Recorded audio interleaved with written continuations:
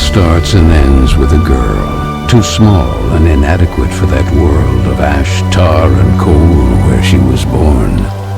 When her mother died suddenly, the little girl, with only the company of a stuffed friend she would soon forget, found herself all alone on an icy bench, waiting for the carriage that would take her to the austere Bunny Hall. Luckily, even if that place turned out to be very hostile for her, there she met Carole, who like her was small and inadequate, so the little girl began to feel less alone, until, on a day like many others, Carole would leave Bunny Hall for good, so the little girl fell prey to despair again. After all, in a world made of ash, tar, and coal, furiously ticking away like a crazed clock, what can a little girl do all by herself?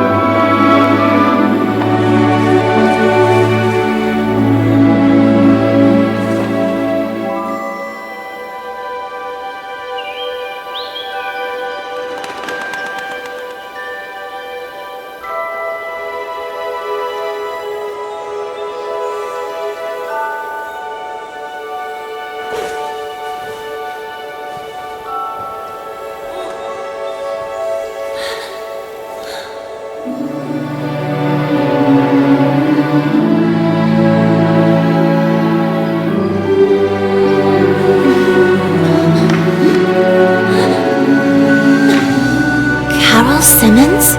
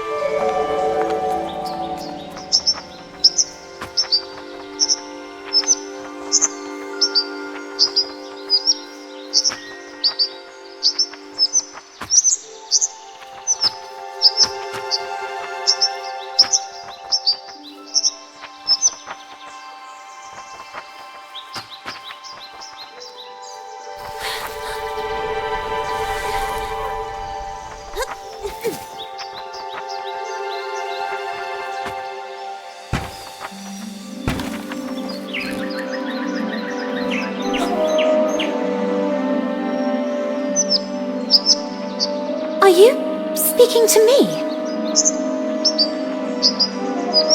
Princess? No, I mean, I believe so.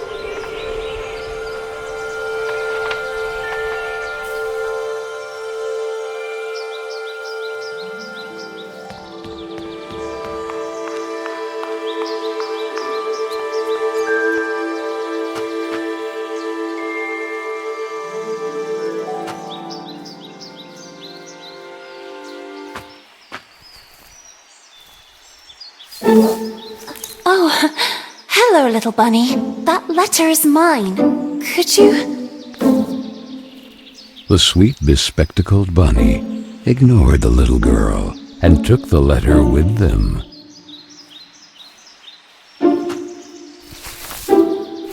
I beg you, would you be so kind as to give it back to me? The little girl began to get impatient.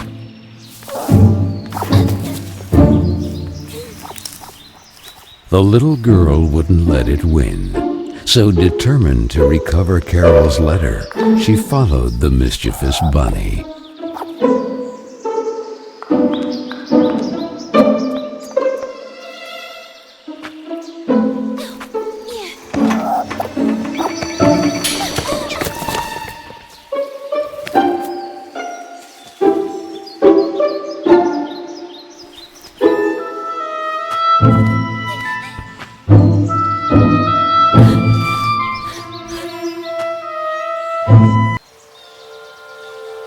What place is this?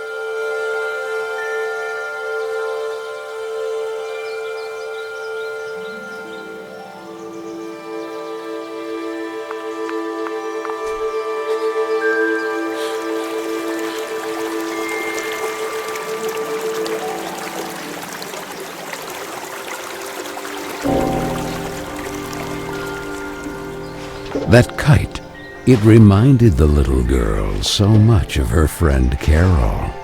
So free and graceful, yet tormented, as if by adverse currents, by the other girls at Bunny Hall. Oh, and who would you be? Have you perhaps seen a bespectacled bunny? Even the owl ignored her question and just stood there, staring at her, with those eyes, red like blood. But the little girl had no time to waste. She had to track down the bunny, and so she began to follow in its tracks.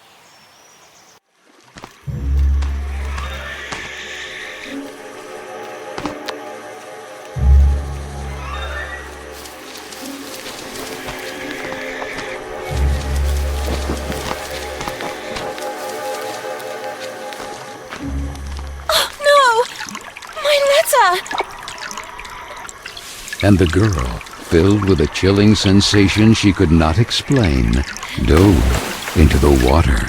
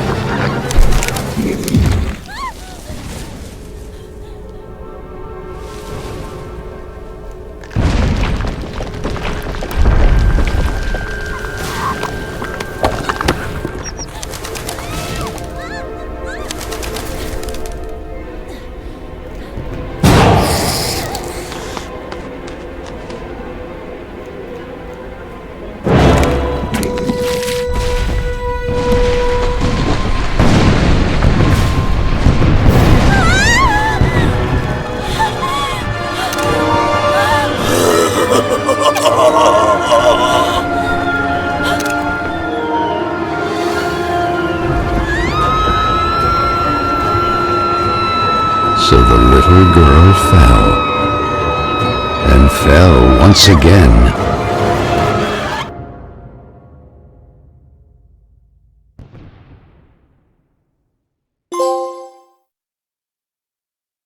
And while the man with the tar hat stood grinning, her thoughts drifted to that mysterious figure in the window of Bunny Hall, who silently stood watching her as she was swallowed up in her abyss. And this is how our story begins. A letter, a roar, then a daring plunge, and a little girl, too small and inadequate for that world of ash, tar, and cold of which she was a part. Miss Benton, I am pleased to note that my voice is so soft that it encourages restful sleep in class. Would you be so kind as to share your wisdom on today's topic with your fellow classmates? There was a man made of tar, an owl, and a bunny with glasses. Such impertinence. Home Economics, Ladies' Etiquette, Chapter 9. Be always beautiful, perfumed, and impeccable. All of you young women of today are privileged to witness the deeds of the great men of your era, the grand discoveries, the phenomenon of industrialization, progress. Soon you will be wives and then mothers of great men who will go down in history. And you, Miss Benton, make fun of it. This establishment, too, if events continue to transpire as hoped, will undergo important developments, and you will be the first to benefit from them. Why, ladies? A portion of Bunny Hall was conceded to a corporate collective in order to form a small branch, thereby taking advantage of the area's greatest resource, rabbits. This will not only bring new luster to the estate in this region, but also new jobs. Very good, Miss Vicky Trout. At the very least, Lana has grasped the rabbit matter. In this regard, our dear Frank reminds us that it is strictly forbidden to venture beyond the walls of the park. The disinfestation work will resume tonight after the strong winds of recent weeks. Remember not to be overwhelmed by the explosions. It's all perfectly normal. The soil is blasted with charges and the rabbits forced out of their burrows.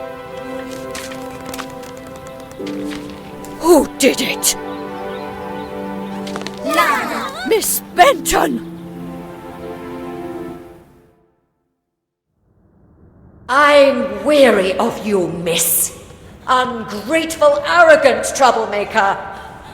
Why is it so difficult for you to behave like all the others?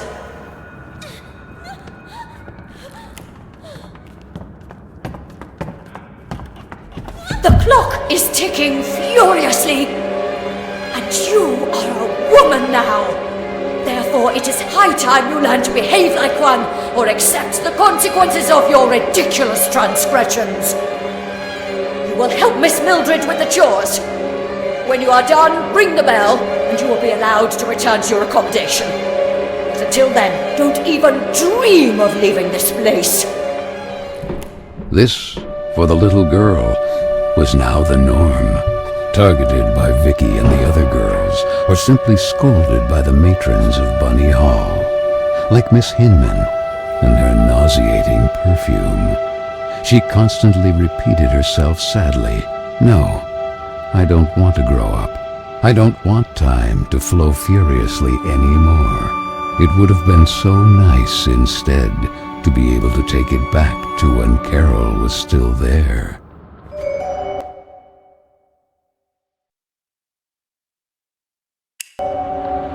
It would be better to shed some light.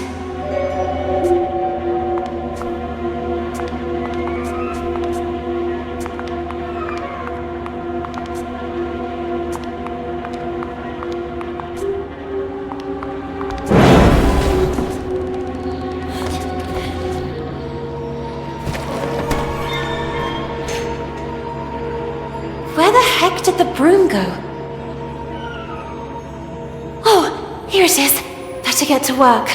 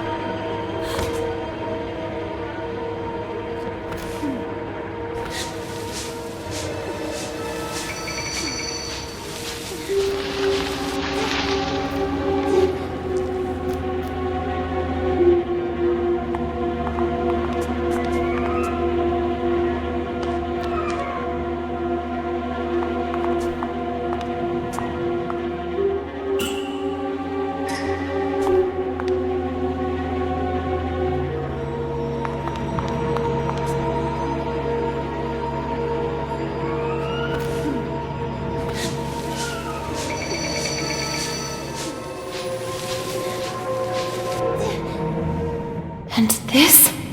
Where did this come from?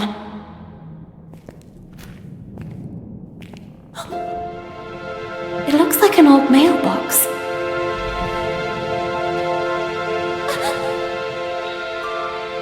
Oh, maybe I'm still dreaming. Who is there?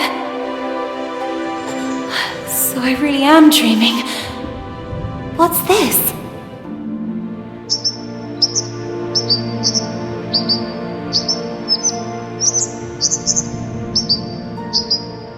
Carola?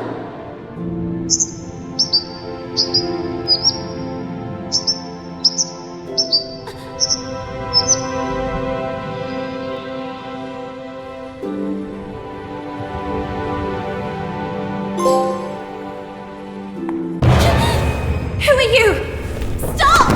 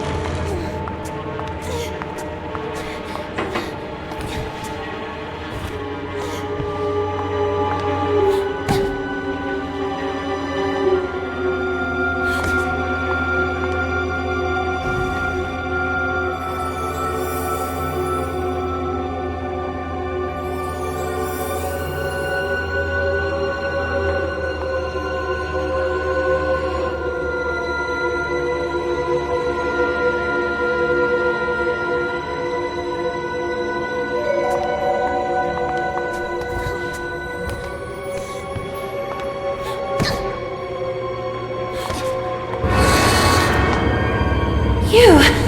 I remember you. But in a dream. Or at least, I think it was a dream.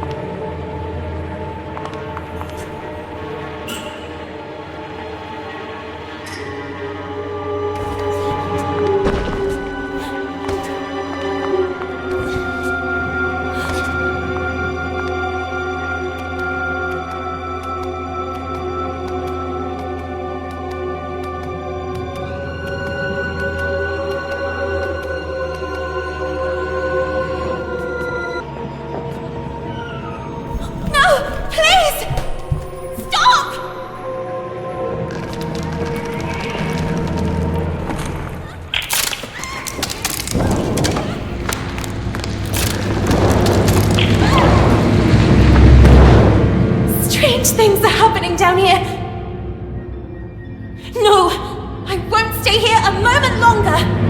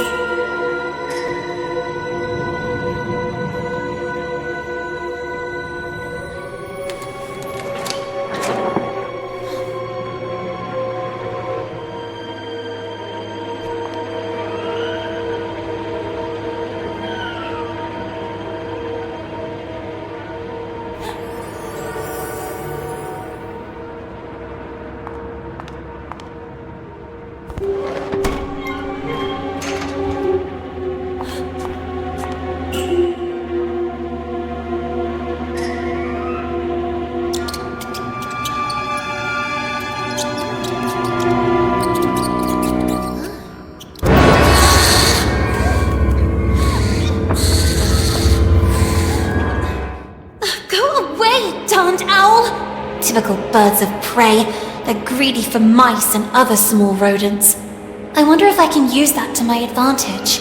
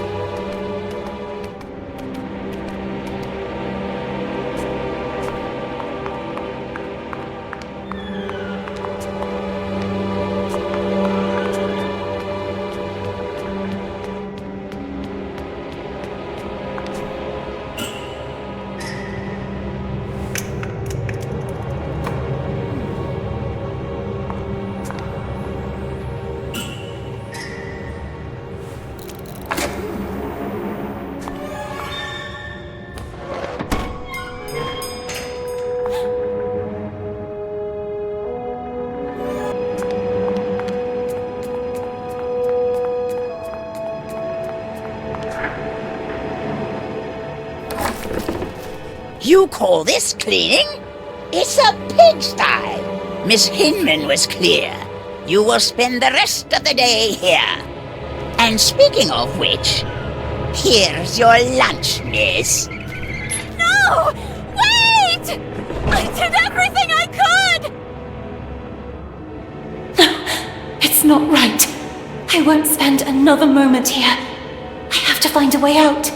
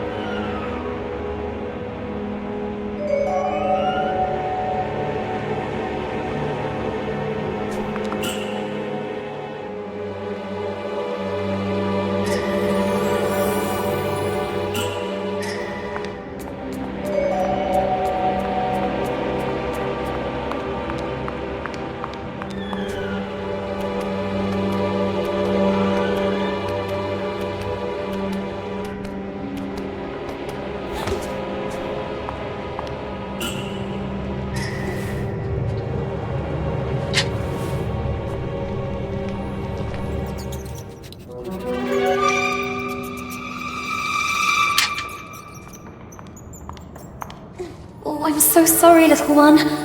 I promise I will let you go. I wonder if I could use it to attract that darn owl.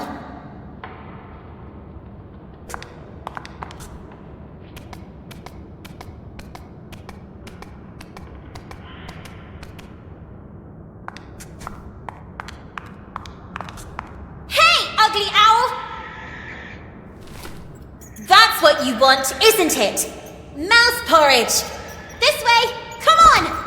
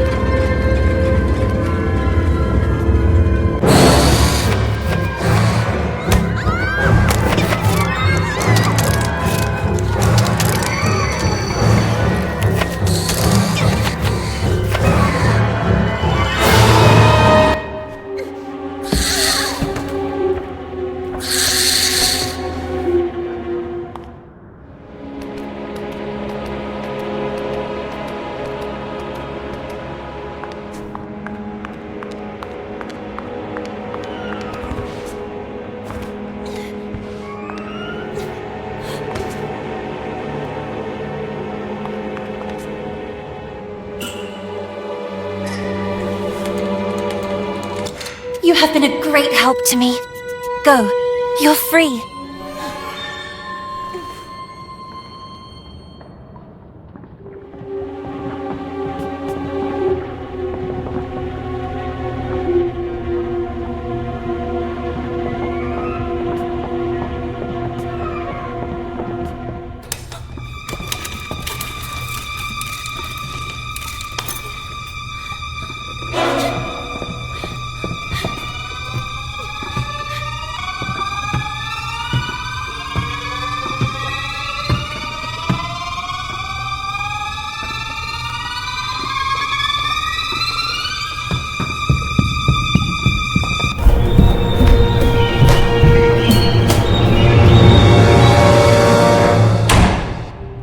Who was that boy? And what was he doing?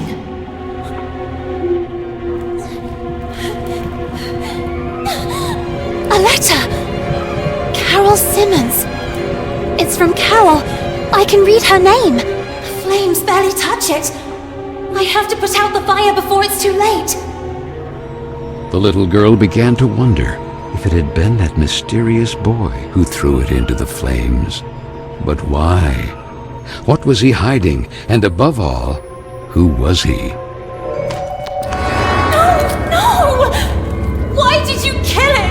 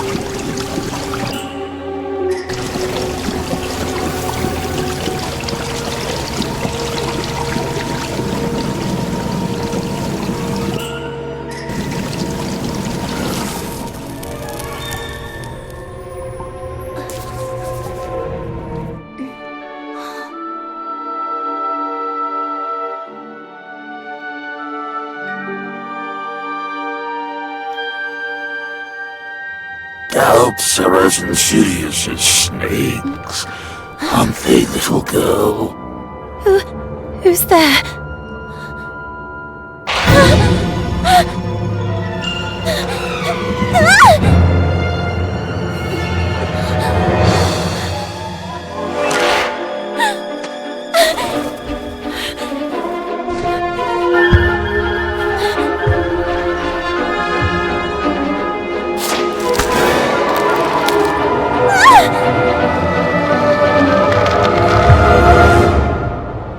Princess of a rotten kingdom.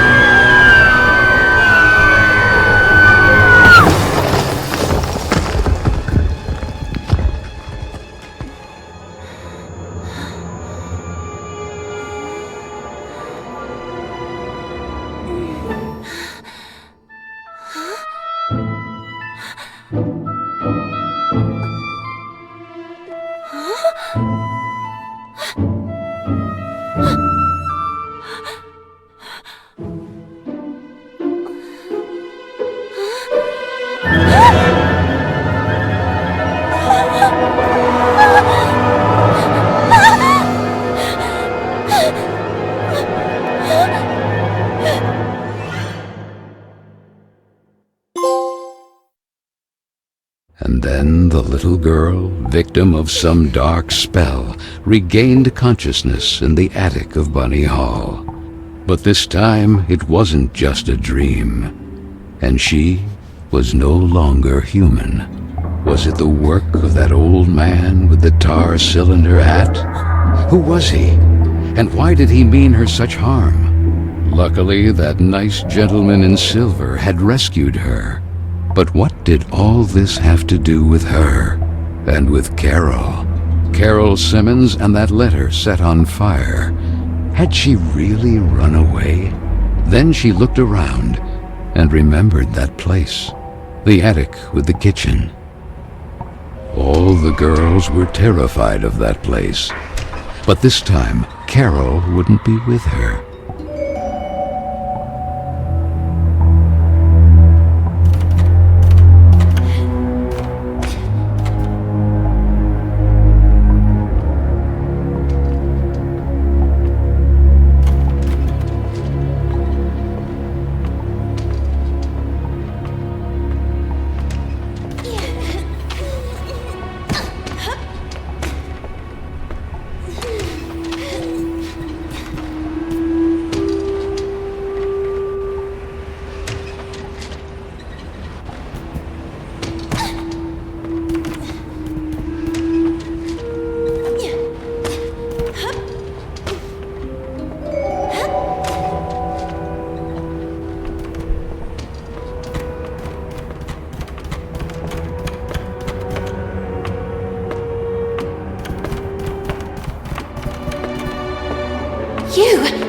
You saved me from that terrifying man earlier. But whatever happened to you? Where has your head gone?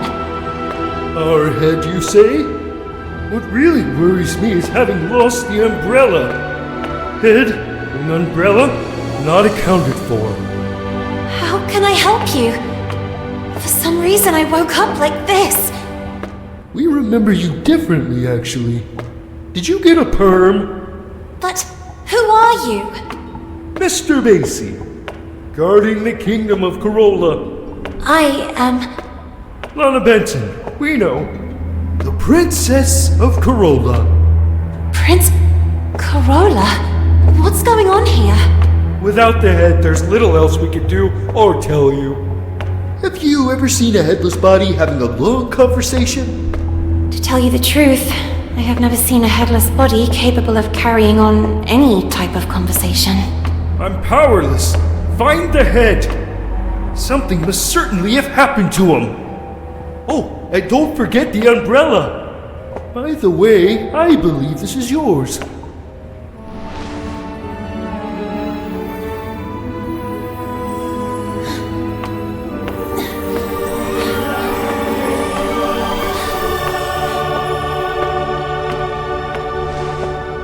My ribbon! Oh, thank you! Now go, and be careful. There is a risk that Mr. Kin's black tar has already begun to spread. Keen. So that is his name. Remember, the more power he gains, the weaker Carole becomes. And with it, all of us. So Lana, as frightened as she was confused, decided to accept the mission and find the head of the silver gentleman who had rescued her.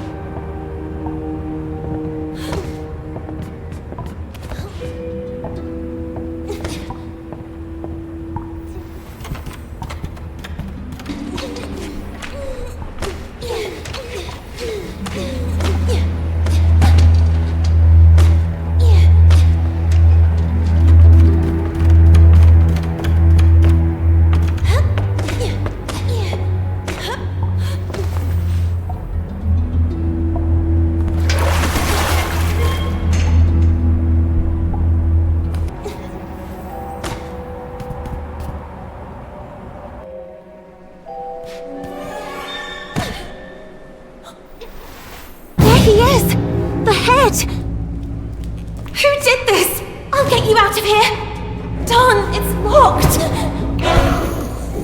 Miss Fisherin! Whatever happened to her? Could it be the black tar Mr. Basie was referring to?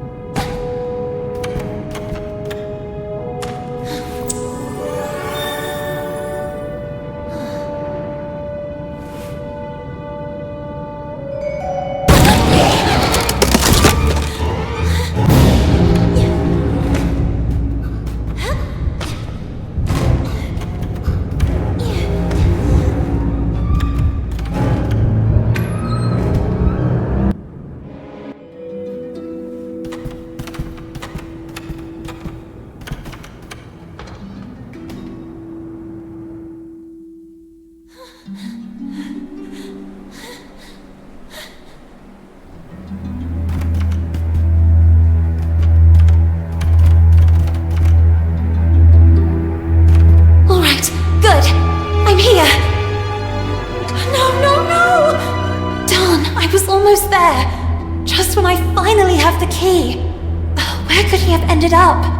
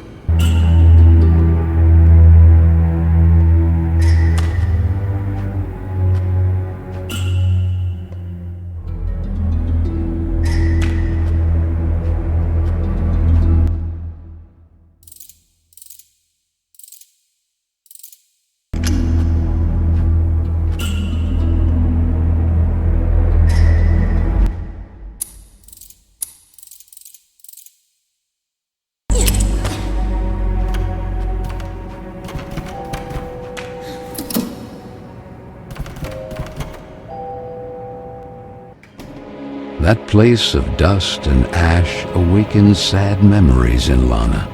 She and Carole grounded, old Mildred and her deafening, shrill voice.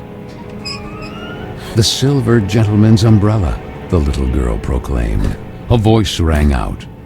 I didn't have time to finish it, but then, as if by magic, because time knows how to repair lost and unfinished things.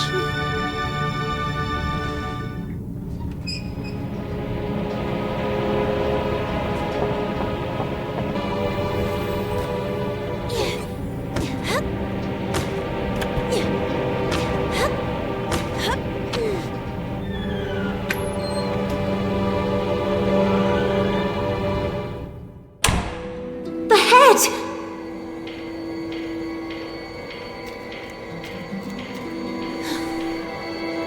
Finally! I'm sorry I took all this time. Oh, that horrible owl again! Oh, it has the letter! Quick, we have to do something!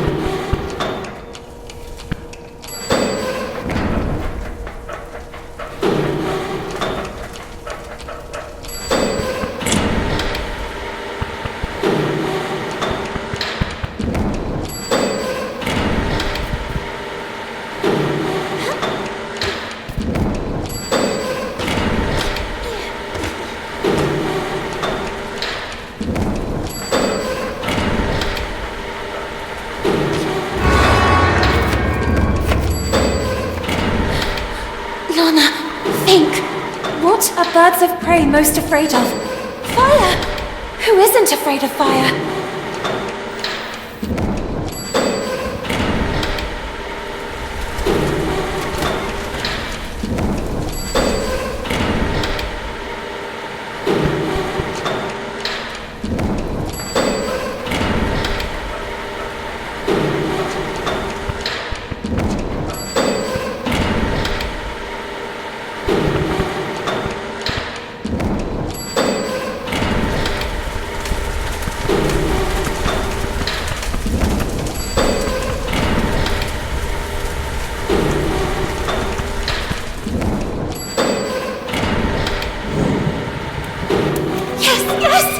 You did it!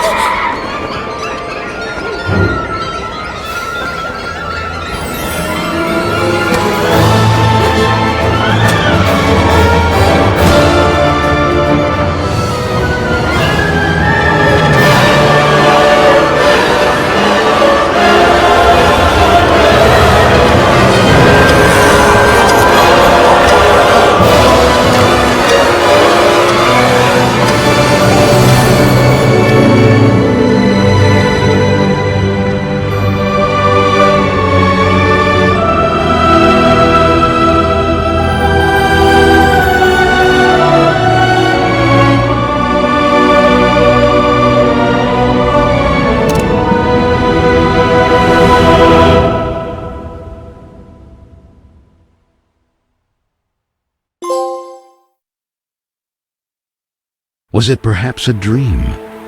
She and Carole together again, until the little girl opened her eyes.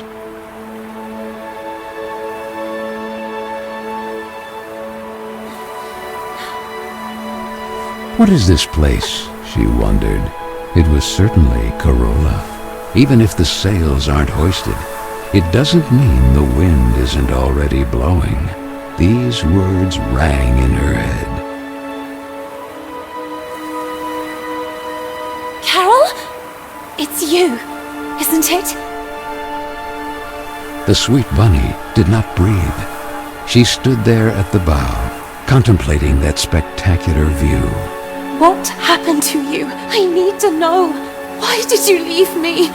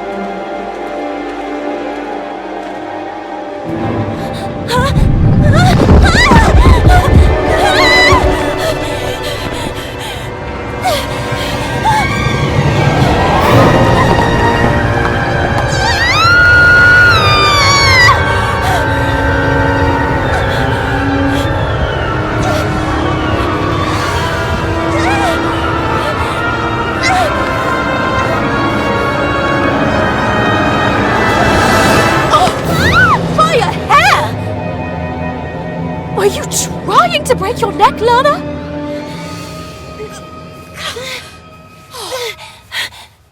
And what if Miss Hinman saw you? Hopping on a roof. What's in your head, girl? Don't tell me you were hiding from Vicky and the other girls again. If I catch them this time... Gah! The loving Josephine, a real angel to the little girl. It can't go on like this, Lana. With you crossing the rooftops trying to escape them? And frankly... Huh? Carole, where did this letter come from? You need to show it to Miss Hinman right now.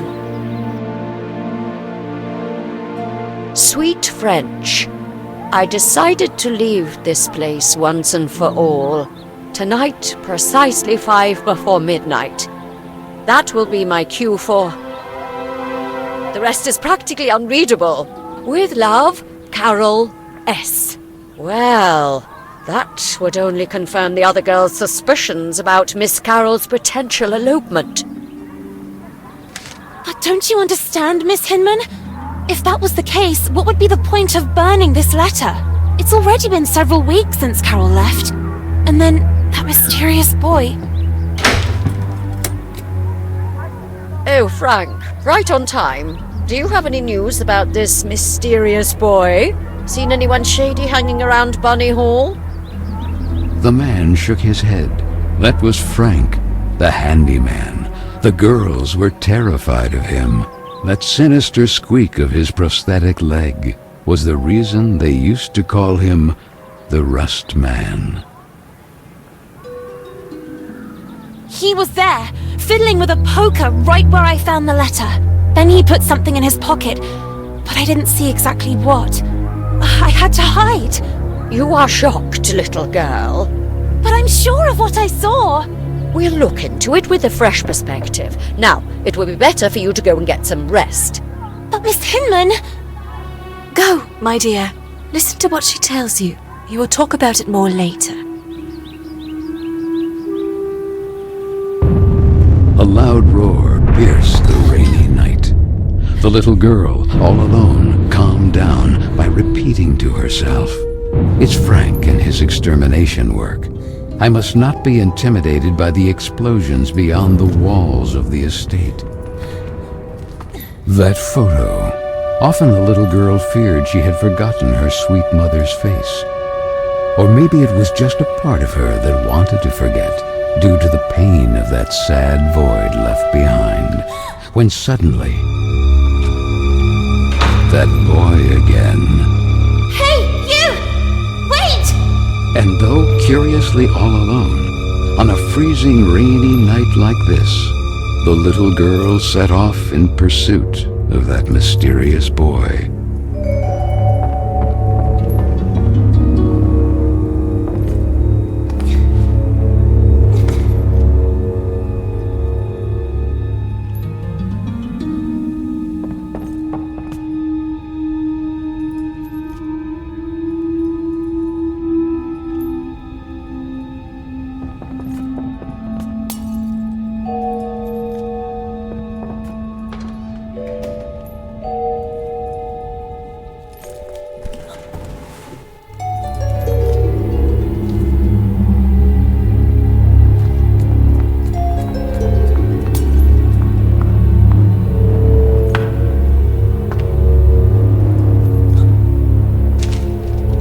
Sweet French, so the letter said.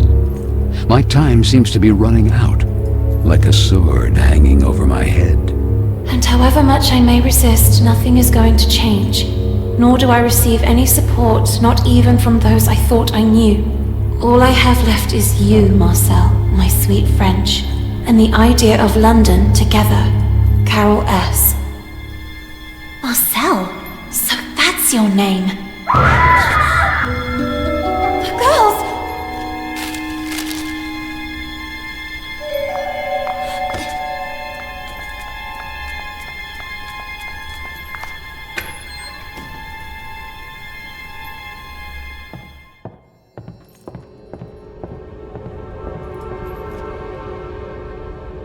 Vicky? Girls? Is anybody there?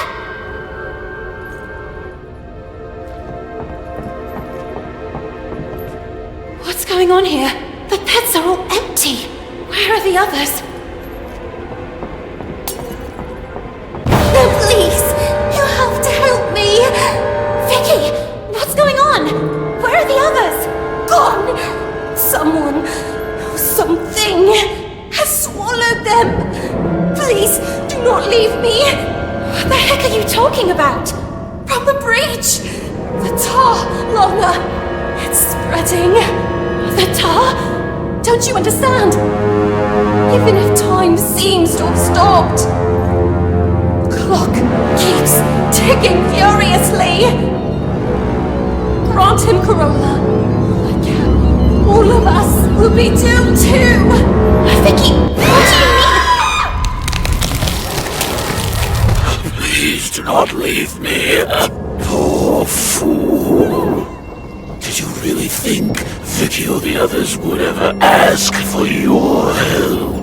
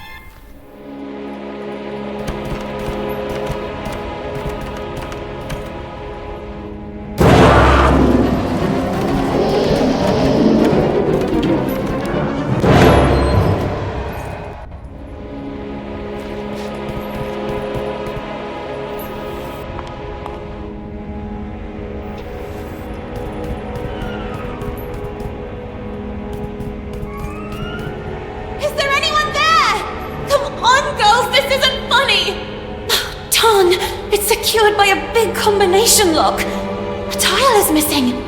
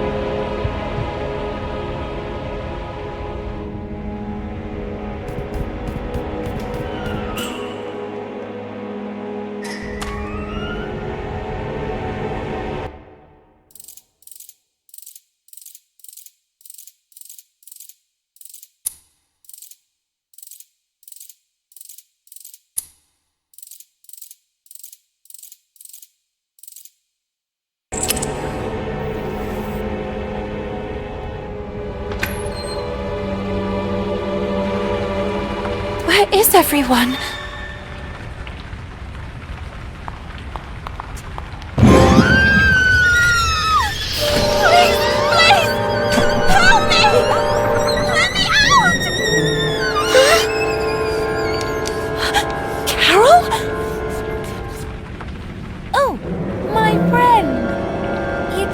To hug your sweet Carole. Carole, but...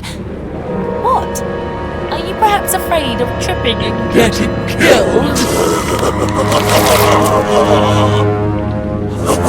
Poor little girl, the foolish princess of the forgotten kingdom of Carole.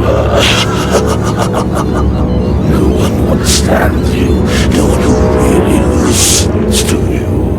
Just there to point out that you are weird, wrong, different. And now that Carole is gone too, all alone, oh, it breaks my heart. Who are you? Who am I? They call me many things. Mr. Keen, Altar Cylinder, Horrible Oblivion, and then my favorite, the corrupter of worlds. From the breach, the tar begins to spread. And sooner or later, Carole will be mine too. And what do I have to do with all this? It was you who evoked me. You make time stand still. Me? Perhaps in a vain attempt to bring things back as they were. Let time stop then. May it stop forever. No, it's not possible. Yes, princess. You fear that time passes. You're terrified of growing up. Nonetheless, while the disappointment, the clock continues to tick furiously. And only I can stop it forever. Or even bring it back. And what do you want in return? Grant me Carole legitimately, and I will give you the gift you desire most of all. But the sooner you remember, the sooner you'll be able to make a decision. And who knows if it might not be your investigations. Carole, the French, the letters, the solutions of this riddle. What will make you remember?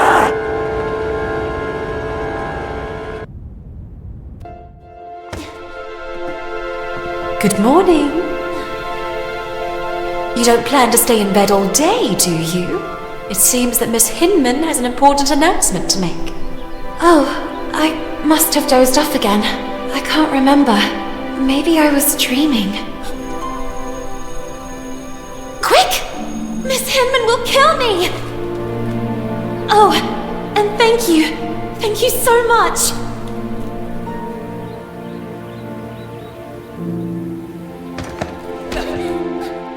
Oh, be careful!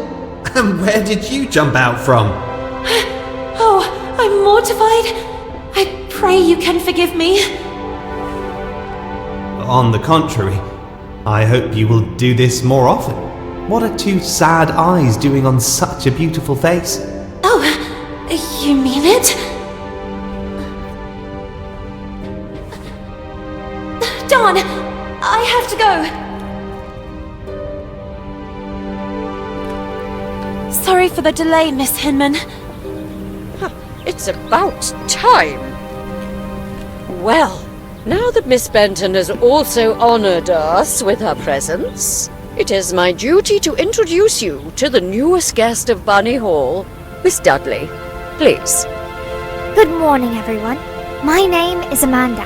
I come from a place not too far from here. Yes, from the pigsty. Oink oink! Oink oink! Knock up, Miss Dudley. You can go to your seat.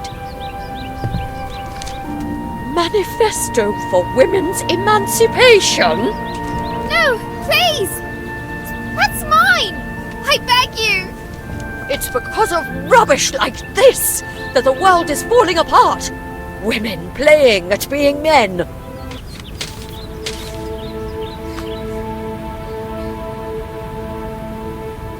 This, for the little girl, was a common occurrence.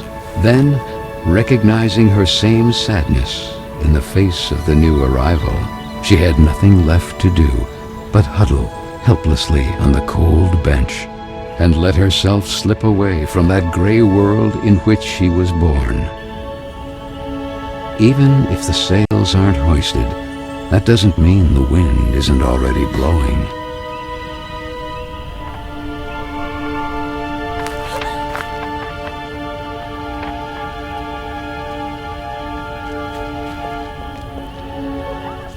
What do you think happened to her? To whom? Stupid. To Carole. Oh well, she was a troublemaker. Right! My father always said not to trust her kind. But her disappearance doesn't worry you even a little. What if it happened to one of us? She could be frolicking who knows where. We all knew what her plans were. Well, maybe something happened to her then. Or maybe someone chopped her into tiny little pieces. Who knows? Maybe Frank? Oh God. The Rust Man. That guy creeps me out. Yeah, I think he killed her. I mean, have you seen how he stares at all of us? Without ever taking a breath. Oh, and that continuous heck, heck, heck. Do you think he's a bloodthirsty girl killer? You're scaring me. I am the spirit of Carole Simmons. Lana told Miss Hinman that a guy secretly snuck into Bunny Hall. Who? That handsome lord standing outside the classroom? Stupid. You're stupid. Not that. Oh, he is so cute! And look who's there. Hey, where are you going all alone? Where are you running off to? We just want to talk to you. The little girl could only wonder who Vicky and the others had set out in pursuit of. And that letter. All she had to do was gather her courage and overcome that wall that stood between the estate and that forbidden territory.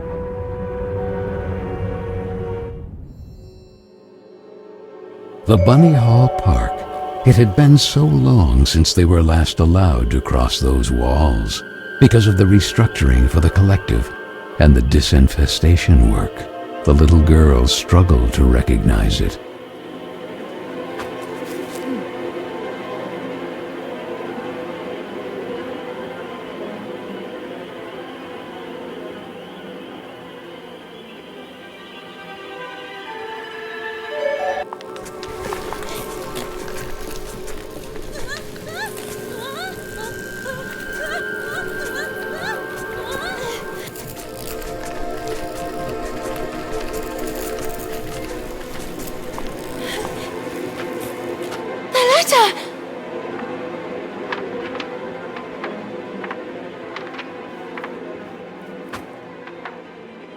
Girls! What are they doing up there? Where are they going?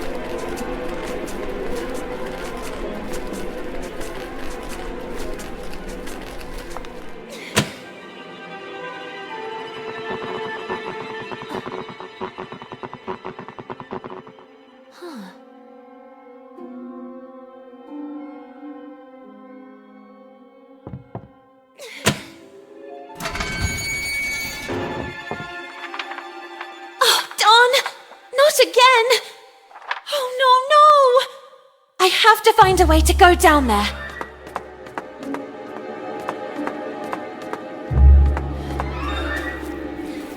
Easy, easy! Down, you lot! Easy, easy! You're creasing my suit!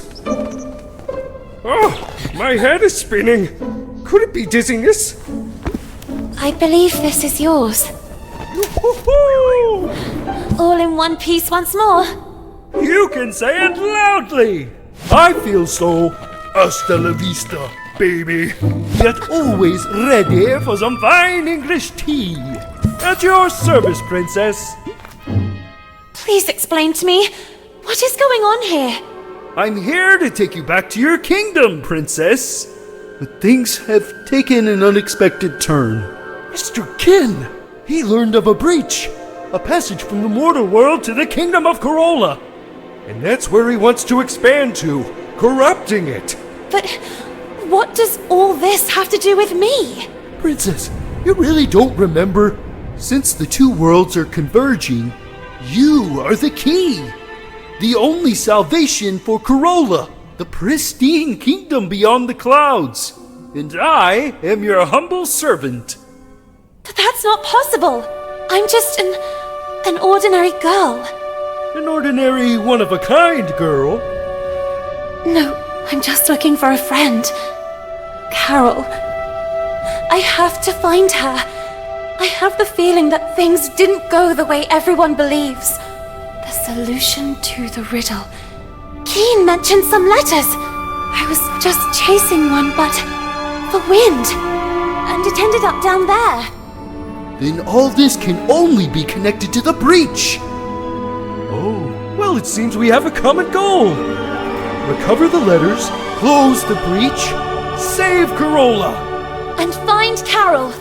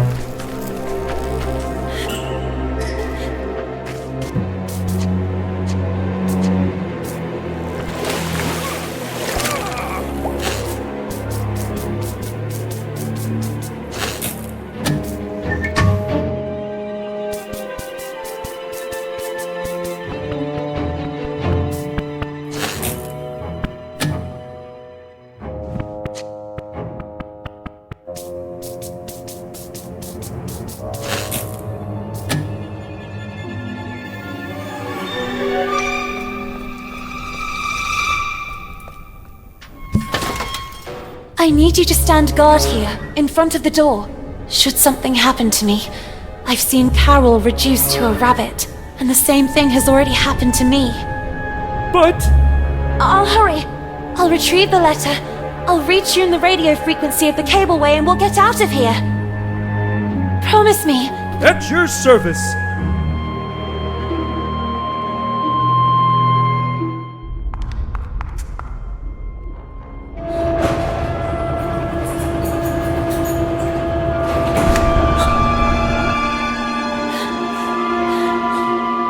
Hey! Everything fine down there? Princess?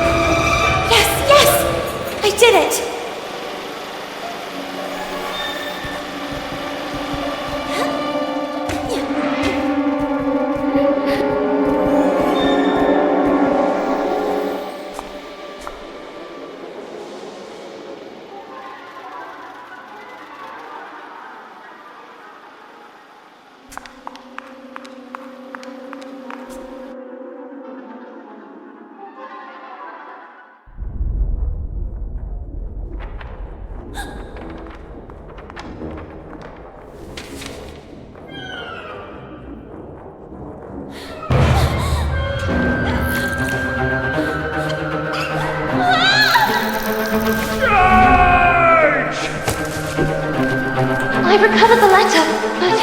Don! What's happening to them? They are usually quite tame. Never underestimate the power of a colony.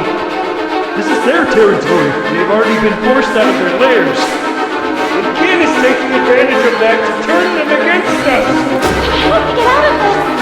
Don't you know how to fly? The more power Kin gains, the weaker I get. And you can lower yourself with a bucket. Look! The crate goes there! Who knows? Maybe it will help open the safety lock. You take care of finding the crate while I deal with them.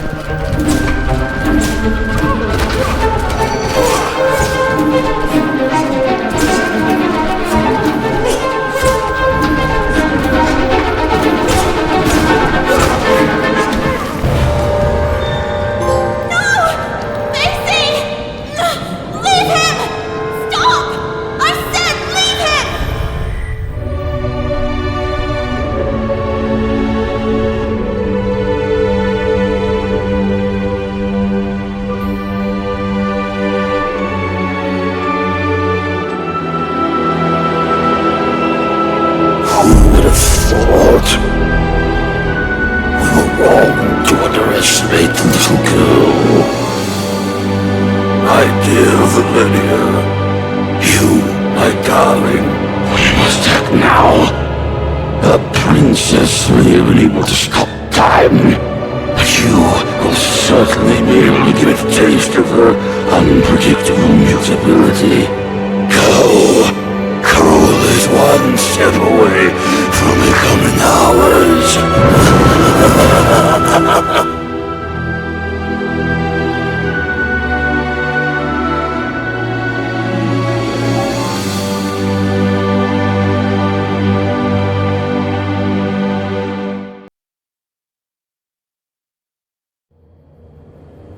What happened? What are we doing here? The little girl barely remembered what had happened, and the head couldn't give her an answer. There was no longer any trace of the rest of Basie. However, the little girl did not despair. She was confident that, as had already happened, the head would soon find its way back to rejoin the rest of the body. Why do I feel like I'm reliving a moment I've already experienced? Me and you, all this. Then she looked out at the horizon, beyond the window of the cableway. What had once been the flowery park of Bunny Hall was now a pile of tar, ash, and coal. Poor little animals, forced out of their own lairs by the sound of drills and explosives. Carole, where are you, Carole? Then she remembered the letter. It was a page from Moby Dick, my sweet Carole. Learning how closely you hold Melville's work to your heart, I offer you this page from Moby Dick. Do you ever wonder if you are the menacing whale that freely sails the waters in search of new destinations, terror of the seven seas, yet man's designated prey? Or the unstoppable Captain Ahab in the eternal search for that whale, moved to revenge for the leg torn off of him? Your dear French, Marcel. Marcel, you again. The little girl remained there, absorbed in her thoughts. Moby Dick. How many times had she and Carole read it, and even quoted it? Or like that night in the library. Don, Lana, we need to be quiet. I'm trying. Come on, we're almost there. If they find us, we're doomed. Now, where did I put it? Oh, there you are.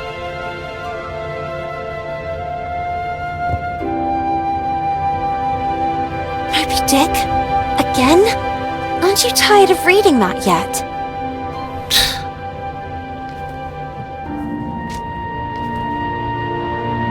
My God, Carole, if Miss Hinman catches us with this... Do you want to read it or not? Let us defend our ground, men. Is this how you control your women? Oh, wow. Should we celebrate? Why are you so impatient? Oh, do you really not see? See what? The umpteenth group of rowdy ladies in handcuffs, and the press inviting men to lock us in the house? When things don't go the way we want, try to see them from another perspective. Oh yeah? Which one? Do you really think all pirates wore eye patches to cover what they didn't want to show?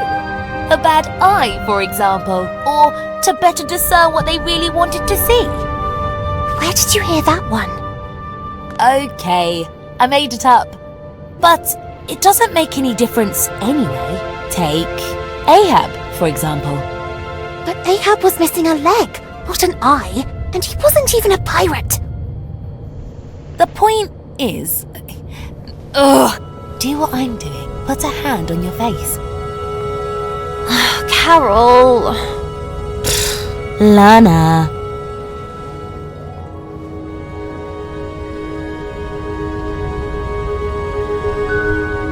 Now look.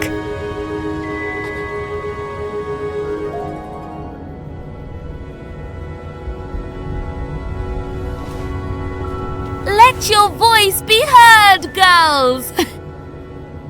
Things are going to change, Lana. Sooner or later, but they will change. What's the saying? Right. The winds of change are inevitable. Even if the sails aren't hoisted, that doesn't mean the wind isn't already blowing. What? No, nothing. Who knows where I heard it? Free, Lana. Free to be able to choose who to become, where to go, who to love. And maybe one day, women will also get into politics. Can you imagine a female prime minister? Or a black one? Can you imagine it, Lana? How I wish I could be there, among them, to fight. What future awaits us here? The factory, or worse. Forced to marry someone we don't even know. Unable to choose freely. Caged. Do you want to leave? Carole? No. Of course not. You and I will never be apart.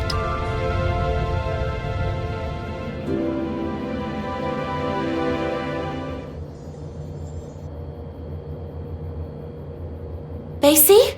Head?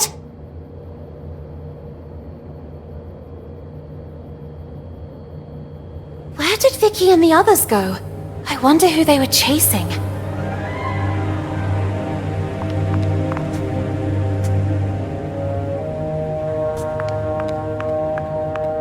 Stop! Where are you running off?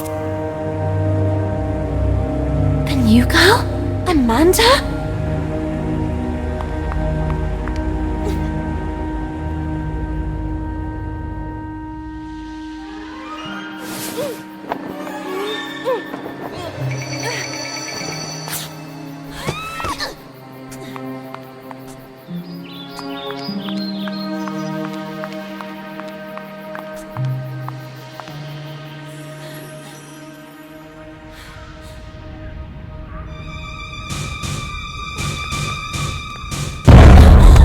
What were you doing locked in there? It was the girls, wasn't it? Emmeline Pankhurst, suffragette movement activist. It's my stuff! Oh, look at that! What a couple! The rabbit and the pig! Oh, what's the matter, pig? You really didn't like your new house? Oh, was it too tight for you? Oh, you certainly know how to choose your own company. Oh, well, at least Carole had some guts. Speaking of which, Hinman is waiting for all of us in the big room, and you are already late. I already have enough problems of my own to take on yours too. It's better if you stay away from me.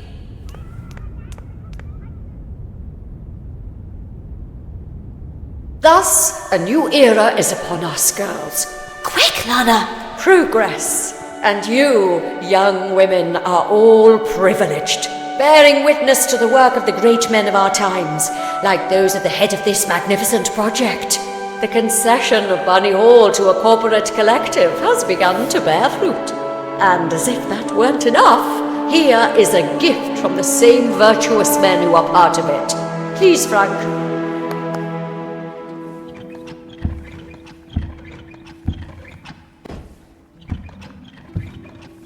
And what is it that young ladies today want more than anything else, if not to please a wealthy suitor by demonstrating the best, most graceful dance moves? And so it is with great honor that I invite you to welcome today's special guest, one of the main benefactors of Bunny Hall, Lord DeWitt. DeWitt. That was the name of the charming gentleman into whose arms the little girl had stumbled. At his nod, the girl blushed. Honoured by your welcome. Time marches on, really, and Today you are all becoming young women. It is in this regard that I have an exciting information to convey. Young scions of high society have learned of the splendid girls of marriageable age who reside at Bunny Hall. And this evening here, in this place, there will be a ball attended by nobles and royalty from all over the region. What a magnificent, magnificent opportunity! I think we need to get to work immediately. Let's see. Miss Benton, please get in position. Me? Don't make me lose my temper, young lady. You will be the first to practice with the ingenious gift given to us by Mr. DeWitt and the other gentlemen. I expect that by this evening you will have already become an expert dancer. Quick!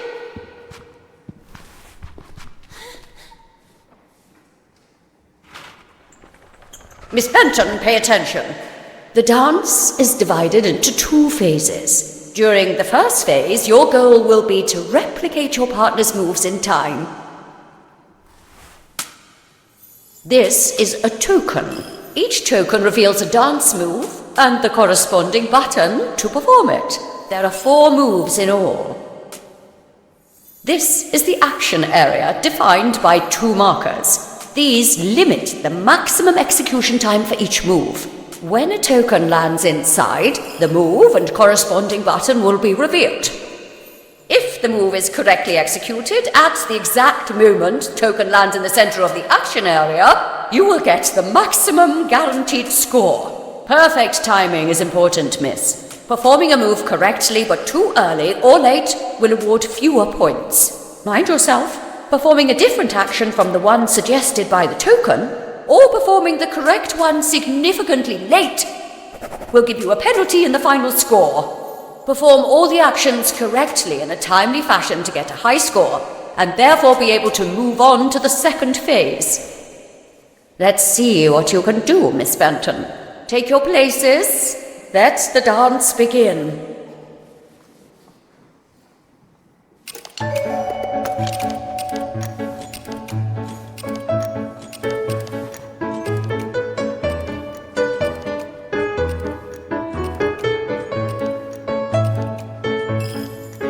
This one was easy. Not bad, miss. Really not bad. Very good.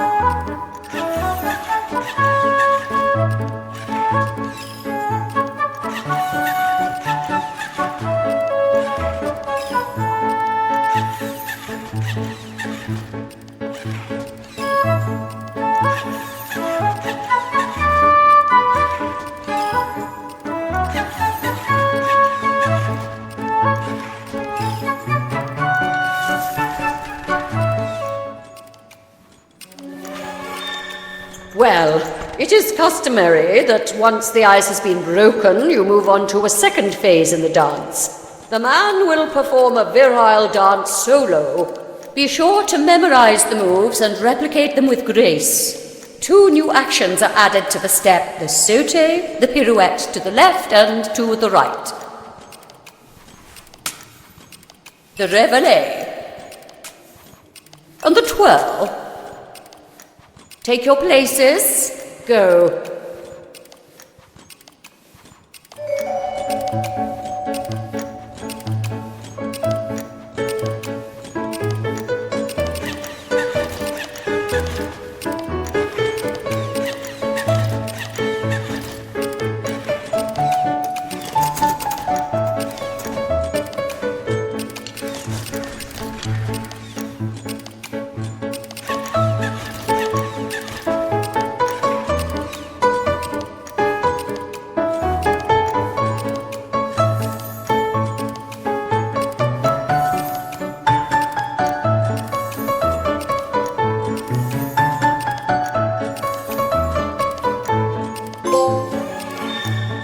I'm proud of you. Impeccable execution.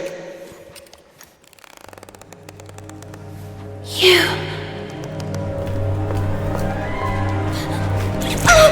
I'm sorry, I'm really sorry. Miss Benton! Come back immediately! Miss Hinman. Miss? I beg you, aren't you being a little too harsh on her? It's clear she doesn't exactly correspond to your ideal of a young woman. However, there is potential in that girl, and it's up to you as her tutor to know how to guide her. Where did she go? The tender child asked herself. So, armed with courage, she ran towards that curious girl.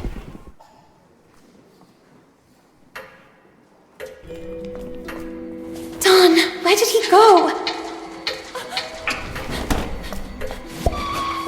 Basie! That boy, Marcel, the French. He's the one I saw fiddling with Carole's letter in the basement. He might have something to do with all this. He seems to be racing to get to the letters before us to destroy them. Perhaps to cover up the evidence of his correspondence with Carole. We can't let him escape. But how do you manage without... It would take a miracle. And indeed, the one who came to the aid of the little girl and the nice silver gentleman was truly a miracle.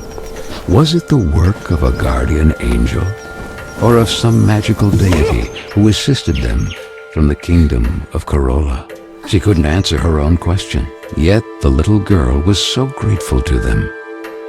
Quick, let's get to work.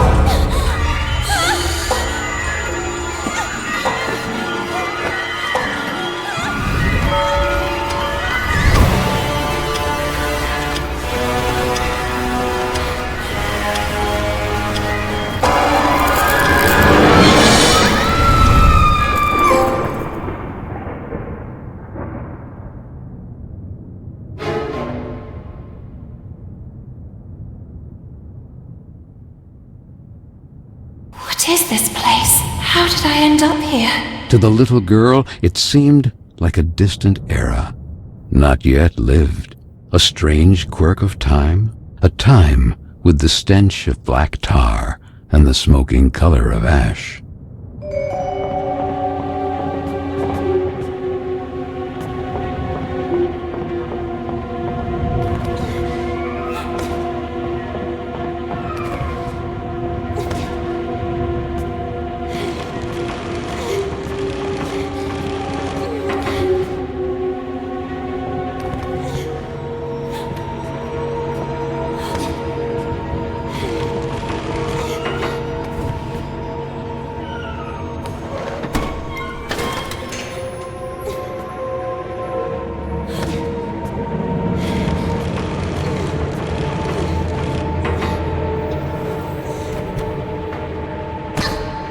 This is the science classroom.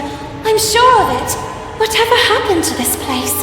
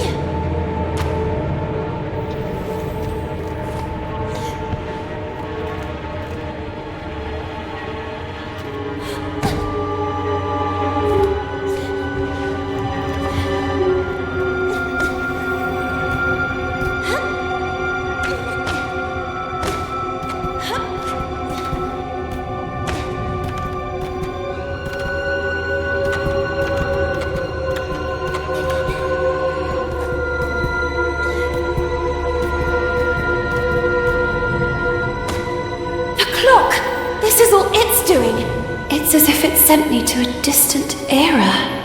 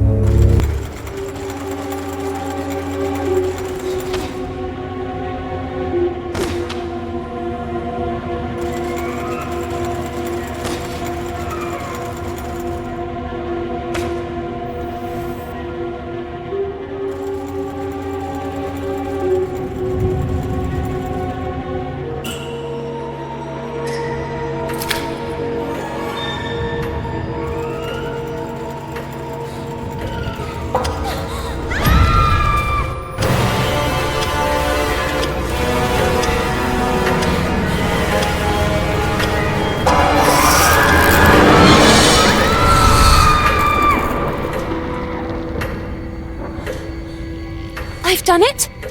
Yes, I did it! But wait a minute. The little girl didn't know how to explain it, but she immediately realized that this couldn't be her time, but a distant era already lived, a strange quirk of time. The place had yellowed breath, like inked paper, and the dark color of virgin leather.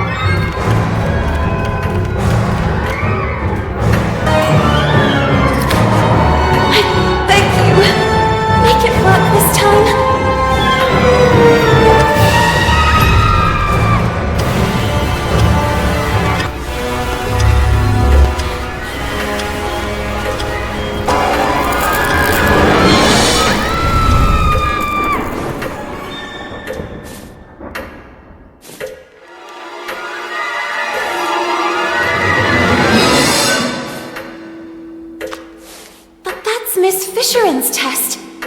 She wasn't lying.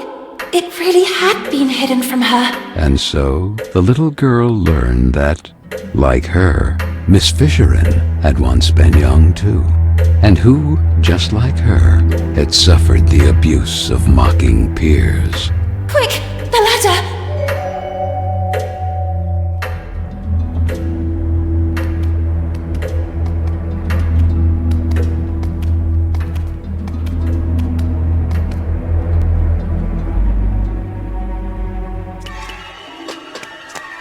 Stop!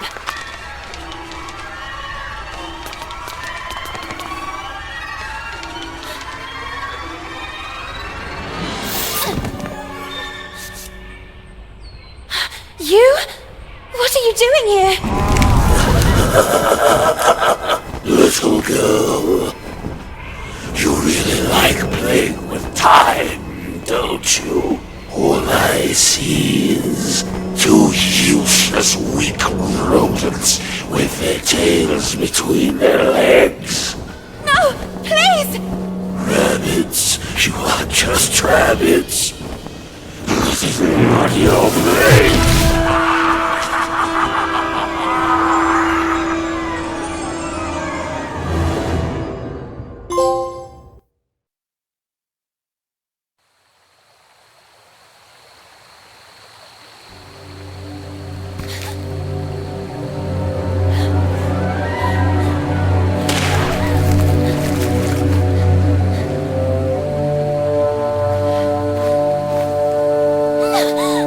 Back off! Stay away from me! Don't come any closer! Amanda, is that you? And who the heck are you? Lana? What happened to you? Why are you... Why do you have... Where's your... We are small and covered in soft fur. What is this witchcraft? And where's my book? Darn! My book! I had it with me! What have you done to me? Hey, it's not my fault. That old man was after you! I was there just by chance! Oh, I told you to stay away from me. And what do I do now? I want to be myself again! Oh, darn, Amanda. Don't you have a ribbon with you or something like that? Does this seem like the right time to discuss hairstyles? Will you shut up and listen to me for a second? No, and no! I won't let you silence me too. You dragged me into all this, and now you're going to get me out of it. It's happened to me before. Actually, it's happening to the others too. I think you need... I don't know what to call it. A pin, a kick. Something to remind you of who you were. That allows you to become human again. In my case, it's a ribbon. What the heck are you talking about? Okay, well, give me a demonstration. Who knows? It might give me an idea. I can't. Mine just got destroyed. Of course it did. It's obvious. I had no doubt. Look, I'm going back to Bunny Hall. You decide for yourself. I'll talk to Miss Hinman about it Or maybe I'll stay here. Nice and behaved. Do you really think Hinman would believe you? As busy as she is with tonight's dance more than ever. Then maybe it's better this way. I don't want to go back to Bunny Hall. I don't want to go anywhere. I'm tired of Vicky and the others. But the world is full of Vickies. Maybe this is my place. Maybe it has always been.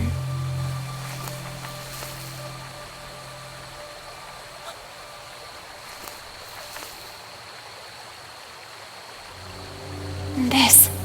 Where did you find it? I grabbed her by the hair. I realized it was important. I remember that day. Miss Hinman organized a reading workshop. Guests from outside even came.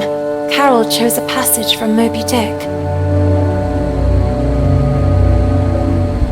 But don't you understand? It all started when Carole disappeared. And now, who would this Carole be? It was at that precise moment that the breach must have opened. I knew the letters or this photo would give us the answers. It's as if Carole wanted to send us a signal.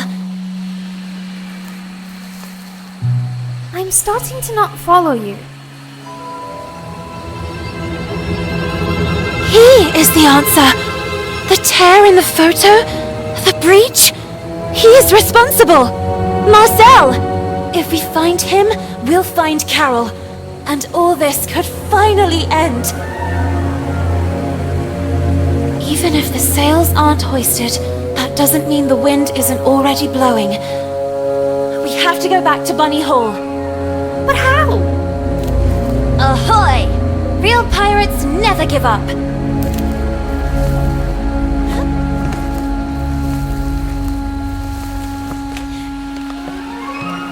The felled tree, the signs of exploded mines. If my calculations are correct, we are in the park, just a few meters from Bunny Hall. Shh. Did you hear? Listen.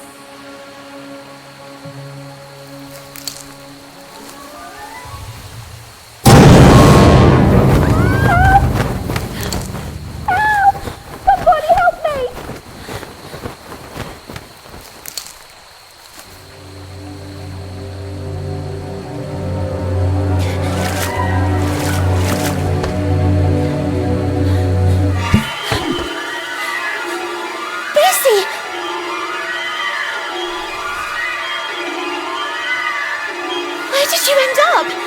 Do something! Please help her! We have to follow Frank! Well, let's keep our distance.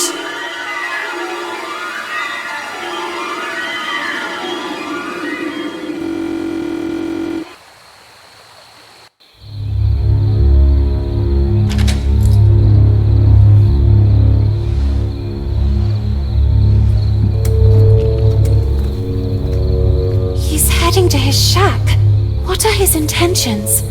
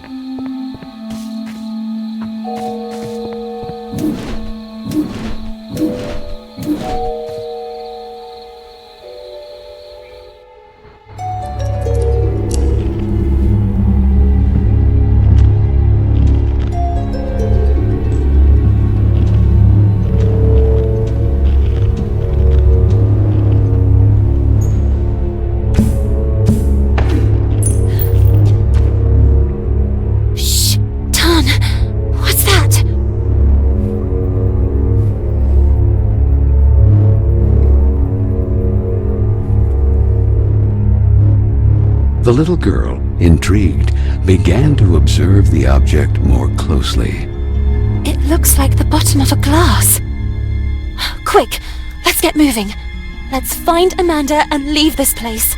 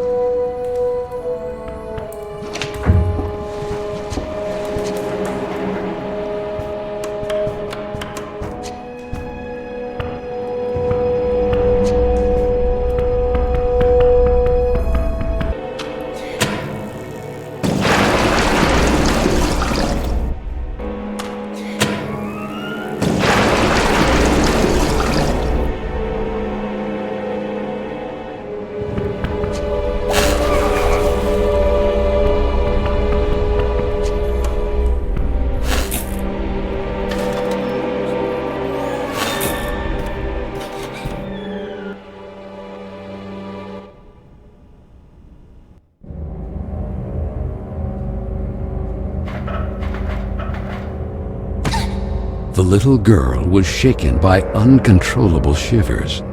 What was that place?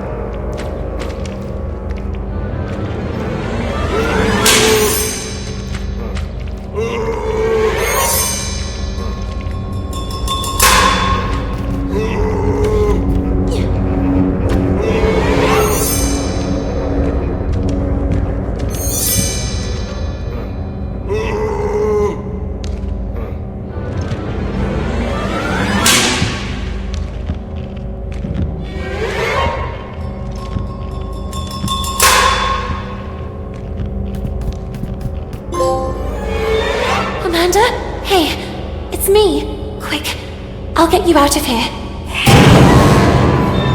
No! Amanda! No, you too! The little girl collapsed at the sight of her sweet friend, now corrupted by time. Kin was gaining great power, relentlessly widening the breach to Carole.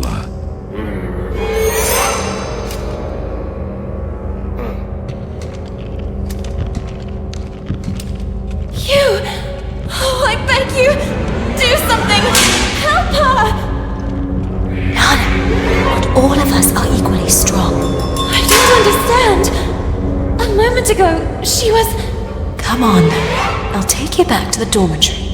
But... And Amanda? It's not too late, right? And me?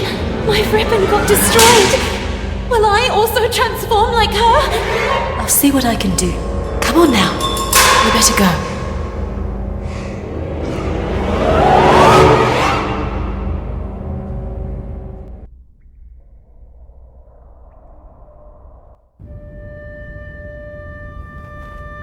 Everything is back to normal. What's up? Hang in there. Carole has disappeared. Perhaps kidnapped by that Marcel. If she's even still alive. And now Amanda. Soon Carola will be doomed. And it's all my fault. Listen, we all carry out actions that have repercussions, it's true. But we cannot eternally cling to the past, trying in vain to change it. However, you can always make amends for the future. And that will be the day you really know who you are. And it won't be a place or a person you loved that will remind you. Not a ribbon, not even a photo you jealously guard. Your own actions will define you, and you will be able to accept that time passes, that things change, and know how to let go. Know how to let go. Had she ever really been able to do that?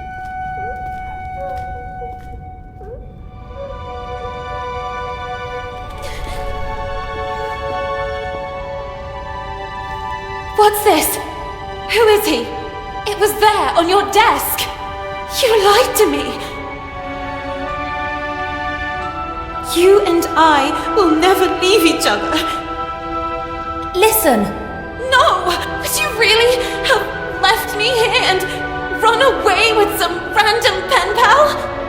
I was thinking about when would be the most appropriate time to talk to you about it. Oh, yes? And when were you planning to do it? Let me finish. They have already arranged my transfer. They will send me to some house, who knows where, as a lady in waiting. So I said to myself, before it's too late, take your things and run. Leaving everything behind? I had no alternative. Not today, not yet, not in this time. To them, we are just things. And I should just let you go. Even if I stayed, I would still be taken away. Did you really think we would stay here forever, spending afternoons in the park, or what's left of it? Flying a kite, or reading Moby Dick again? We are not kids anymore, Lana. Time flows. Come with me. Let's go together. When things don't go the way we want, try to see them from another perspective. No, not this time. There is no perspective that can change what I see.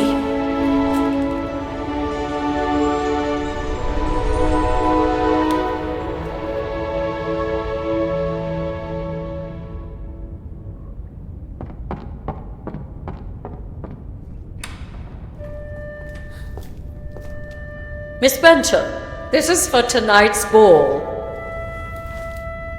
The ball! I almost forgot about it! I was sure that you wouldn't go.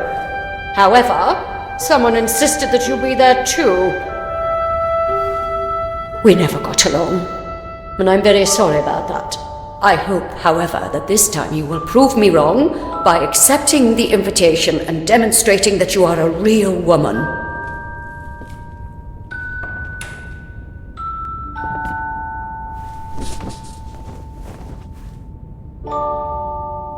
Lord DeWitt. You don't really want to go there, do you? Maybe Hinman is right. It's time I acted like a real lady. Oh, yes. And maybe you too will start bathing in perfume like that one. Real. You are real when you are the faithful reflection of your own desires. And this is not what you really want. Since when do I have the right to fulfill my true desires? To decide for myself? What about everything else? Amanda? Carole? It's good that I'm learning to let go. And Carola? Look at me! What can a little girl do all alone? I have to let time take its course again. I am not the person you will need. I am not a princess of any kingdom. Carola is not my home. This is my place, and Keen has already won. So, You have decided not to return? I thought you were unique. Instead, you're exactly like the others.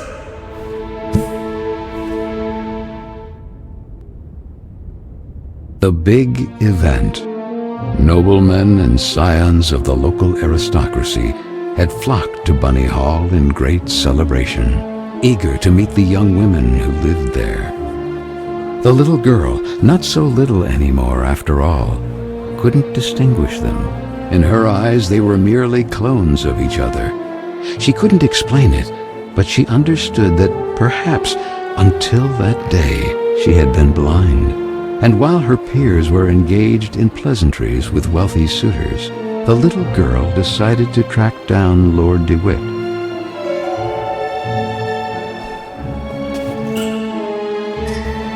Miss, you certainly wouldn't want me to serve you a drink.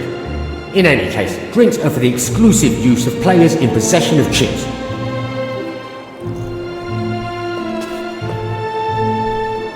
What a pretty damsel! Nice evening, isn't it? Would you allow me this dance? Me? Sorry, I have to pass. Come on, don't be shy. No, it's just... I'm looking for my knight. Don't concern yourself too much, miss. Your knight can only be in the VIP lounge or gambling his title at the gaming table. So he certainly wouldn't be upset if I steal you just long enough for a dance. Let's do this way. If you prove to me that you're up to it, I'll let you pass. Otherwise, you will owe me another dance. Okay. Shall we? Let's get the dance rolling.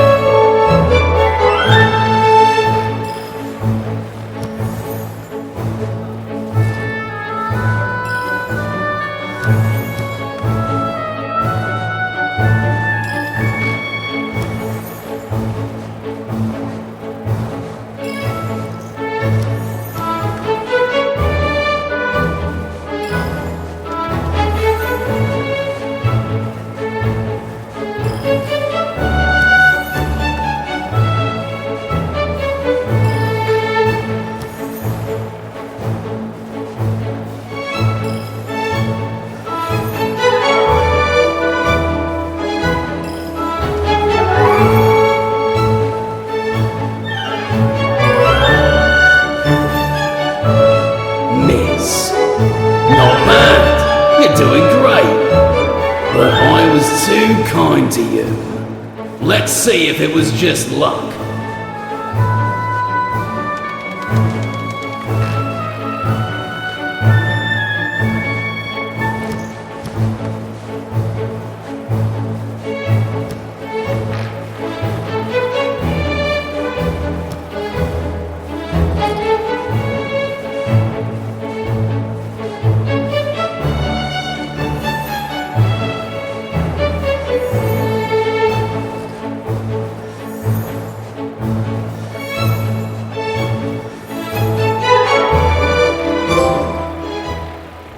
Miss, you have made me a very lucky man tonight. But a deal's a deal. Please go ahead and join your knight. Don't hesitate to stop by and say hello from time to time. Feel free to ask me anything you need.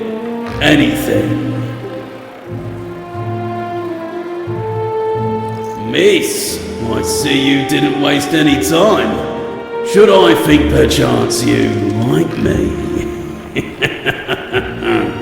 Shall we?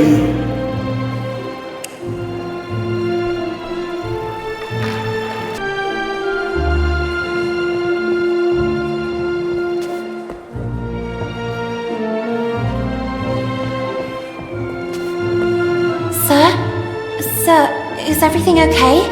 The gentleman in red did not answer her. Then the little girl noticed that a brass key was protruding from the man's pocket.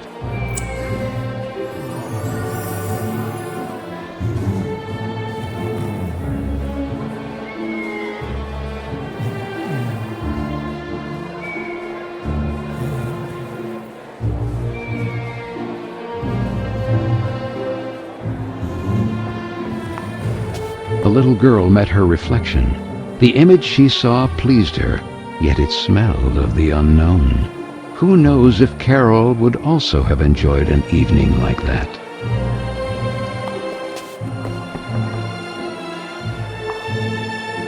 Go away! Marianne? Marianne, is that you? I already told you to leave. What are you doing locked in there? What happened? Lana, just leave me alone. It's none of your business. But you're crying. I know you girls never liked me, but in times like this, we should support each other. Even after everything we've done to you? We don't have to be friends. For now, you can just let off steam. Then you can start calling me a rabbit or a weirdo again. Actually, it's not true that I never liked you. It's just that the others don't like you. And when you're part of a group, the others expect you to act in unison. But I don't know if I'm like that. If I feel like them, I would like to make a difference. Yet I fear being marginalized. Like tonight, that slimy scoundrel. I hope he's still out there rotting. What happened? From a ridiculous briefcase, he took out a toy mouse. I think he wanted to take advantage of the opportunity to look under my skirt. I kicked that mouse so hard it must have gone down the drain. And then, to get him away from me, I gave him Hinman's tranquilizers.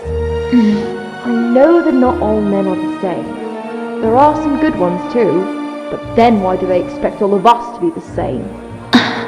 In any case, here, in case they ever come in handy, I'll stay here a little longer. Thank you. Oh, and Lana? Yes? You're not weird at all.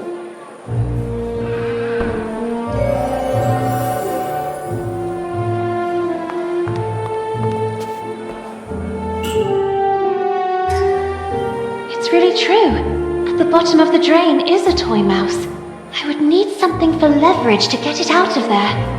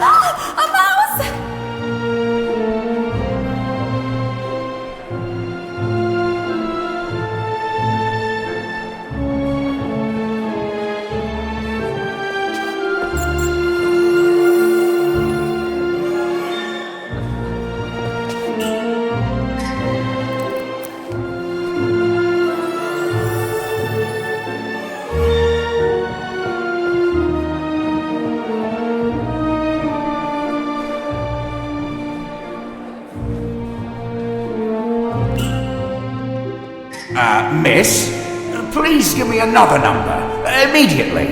I feel like it's the right time. 9 red. Les jours sont faits. Rien ne va plus.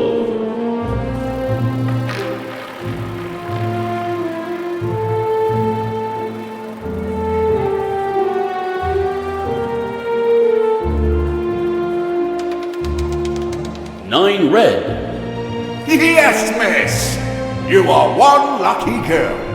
Please take them. You deserve them.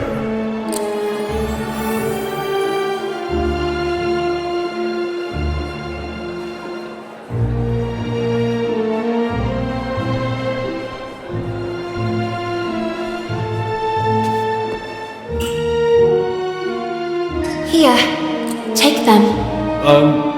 Alright. But I've always thought that alcohol isn't good for you ladies. It makes you all flirtatious.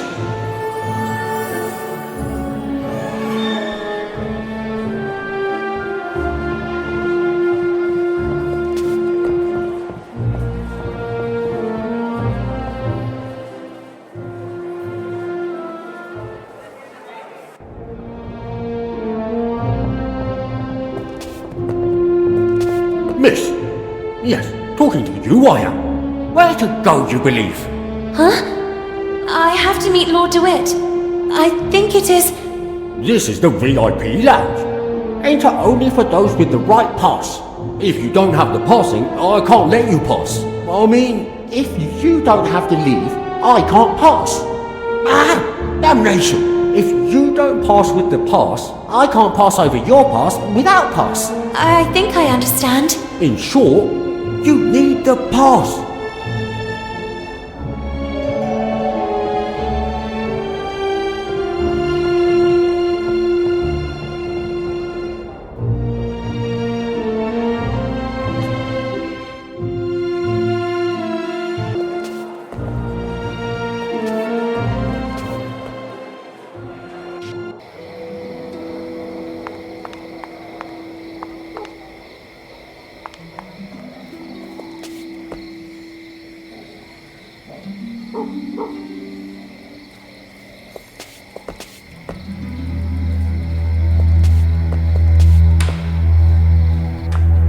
Fisherin! You must excuse me. Okay, I'm leaving. There must be a way to distract her.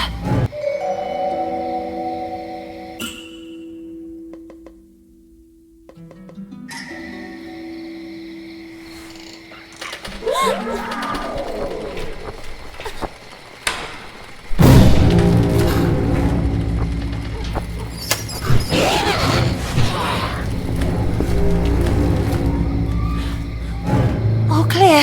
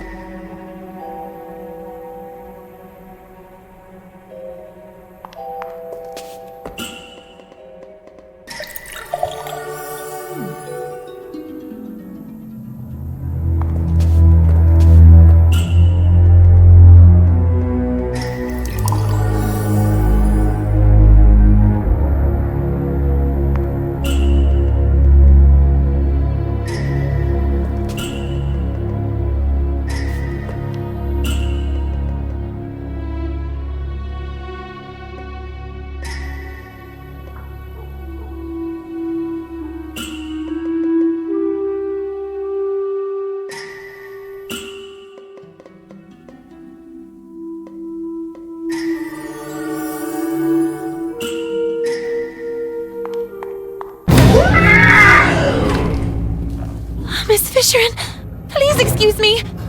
You must forgive me. I must have gotten lost and... My science test assignment. The little girl seemed to really hear for the first time the voice of the gruff Miss Fisherin. I worked on it all night at the library. The next day, the others hid it from me out of spite. Professor Sullivan didn't believe me. And all these years, I really believed that I wouldn't be capable of succeeding. Maybe it was for the best. Maybe I wouldn't have been up to it. I could never accept yet another failure. Indeed you were up to it, and more. Your test was correct. For all these years, I chose to identify with what others saw of me. I preferred to believe myself inadequate, rather than accept the risk of another failure. Don't make the same mistake as I, Lana. Don't be what others expect of you, or how others describe you. You are authentic when you are the faithful reflection of your own desires. And so it was, in fact, that for the first time the little girl saw Miss Fisherin as she really was. like Nora Fisherin, and no longer like the furious creature that lived in the gloomy attic of Bunny Hall. Thanks, Lana. Thank you very much. What she had seen made her think, and the little girl's thoughts drifted to the sweet Amanda. And perhaps, just like for Miss Fisherin, the last word had not yet been written.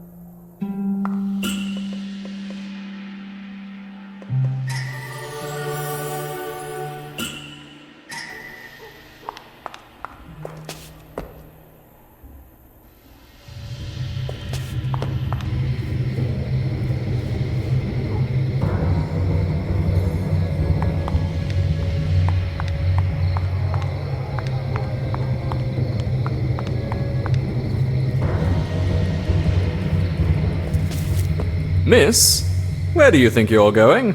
Well, I was looking for my knight of this evening, Lord DeWitt. That scoundrel DeWitt. He will certainly be in the VIP lounge.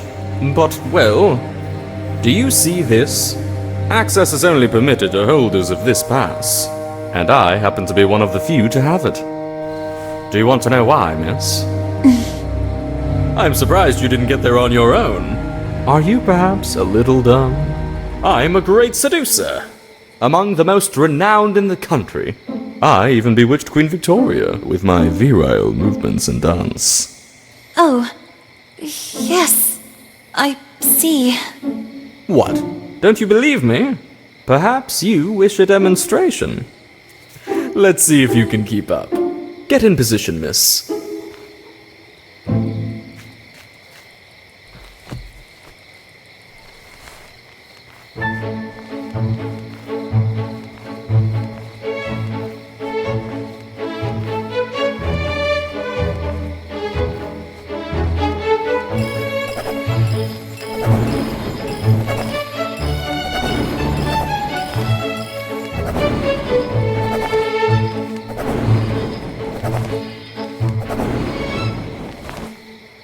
Miss, the trick is to stay fit. I don't drink that concoction of punch that others ingest. I always dilute everything with juice filled with vitamin C. And a nice slice of lemon. Now, go get me something to drink. Unless you want me to humiliate you for the umpteenth time. Oh, darn. That VIP lounge pass. There must be a way to get hold of it.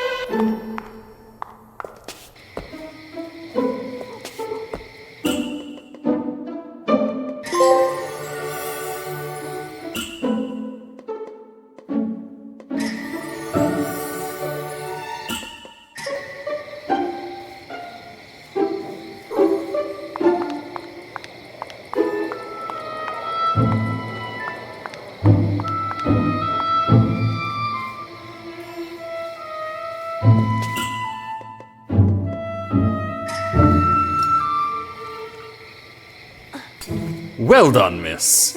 I really needed that. I have never felt so strong. I'm charged like a lion. I think it's time for a dance. And this time, I won't be very forgiving.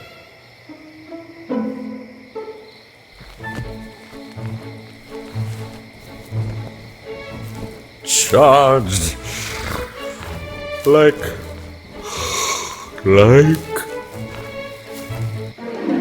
A lion, you said?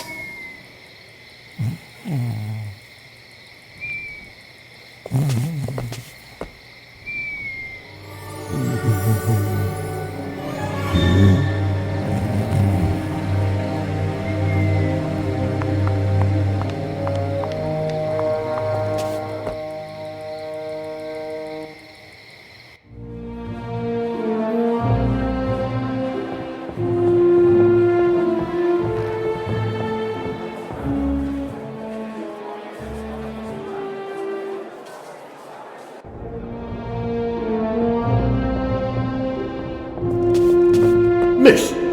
Yes, talking to you I am. Where to go, you believe? Here, take it. I have a pass for the VIP lounge. I hope you'll be kind enough to let me pass. I would be very honoured to pass you to him. But I mean, you may pass.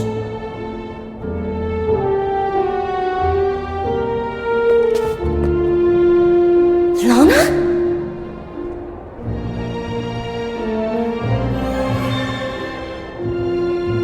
Miss Benton.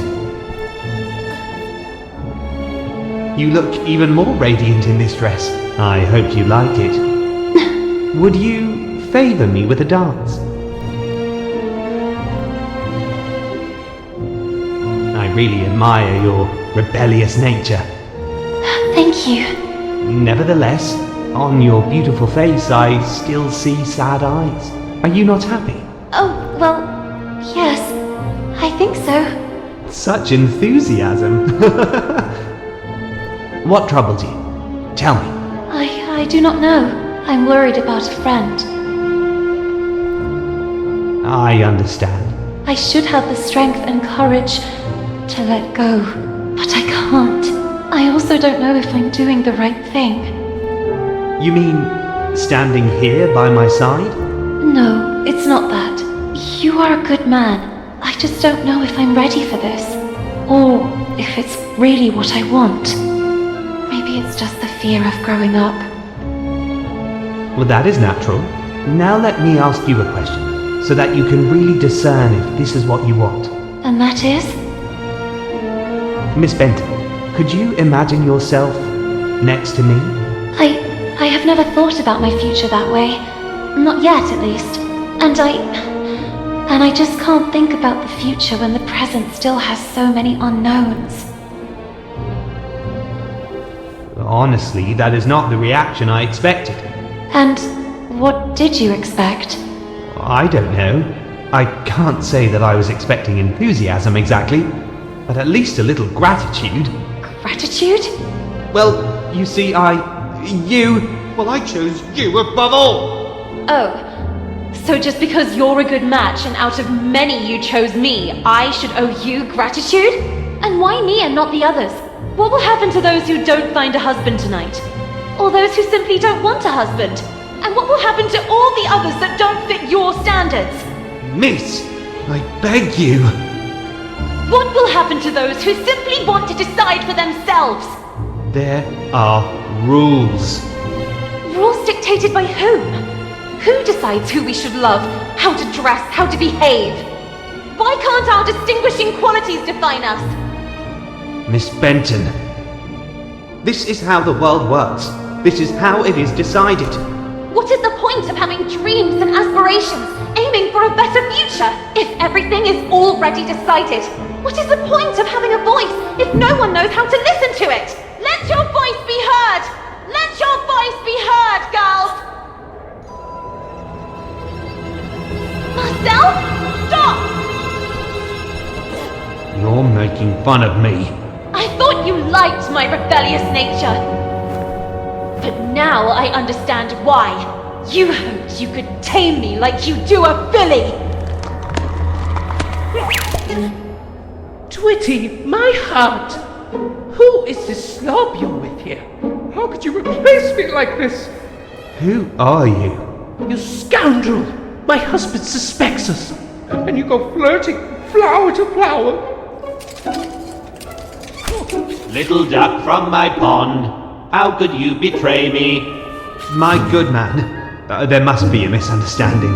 I don't know your lady. Pacey, you're back.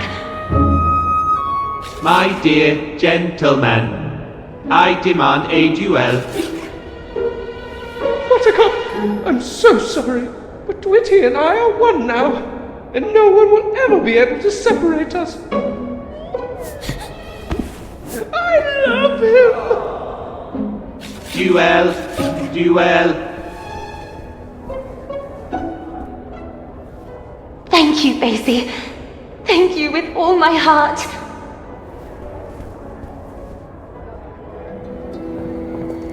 Stop, Marcel! Enough with the running away! I know everything now! Where's Carole? What did you do to her? The little girl couldn't believe her eyes. You're a girl! I'm just Marcel. What happened to Carole? That's what I'm trying to understand too. But the other day, what were you doing near the theatre in the basement of Bunny Hall? I saw you. I was stalking a shady figure. There was a nauseating stench down there. They were throwing things into the fire.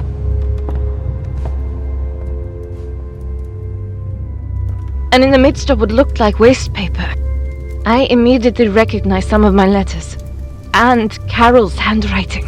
I was trying to get them out when suddenly I heard you coming.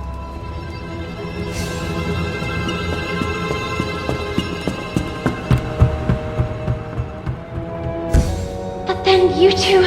how? My parents sent me here from France, to my uncle's house. It's just across the river, overlooking the Bunny Hole clock tower. To fall in line, they said. The rigor of English ladies would make me a real woman. When one day, at the window, I noticed something at the edge of the river. It was a bottle, and inside that bottle was a letter. Were I the wind, I'd blow no more on such a wicked, miserable world. And yet I say again and swear it now that there's something all glorious and gracious in the wind. It was Moby Dick. I recognized it immediately. I had read it so many times.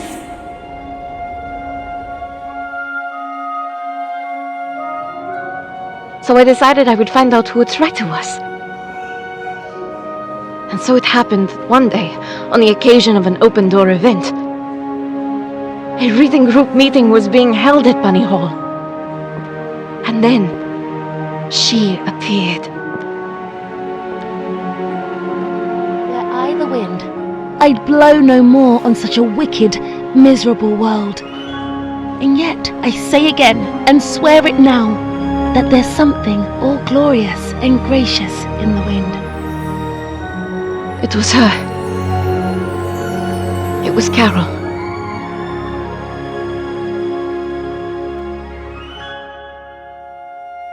It all started like this. I left a letter for her, and we started writing to each other. My aunt and uncle soon discovered our correspondence and threw a wrench in the works. So Carole put her messages in bottles left to flow along the riverbank. I slipped mine to her among the newspapers sorted at Bunny Hall. And then, what happened? We planned to run away together and join the suffragettes. I was waiting for a message from her in the usual bottle, in which she would establish the time, the method, and the signal. But that message never arrived. That letter! I saw it! It was in the flames! Someone must have found it and made it disappear, trying to cover up everything else. But who? What do you think really happened to her? Nothing good, I fear. Especially after finding these in the heater. glasses. Then you took these out. One moment. Now I remember. It's not the bottom of a glass, but the missing lens. Vicky and the others were right then. Frank. Duel. Duel.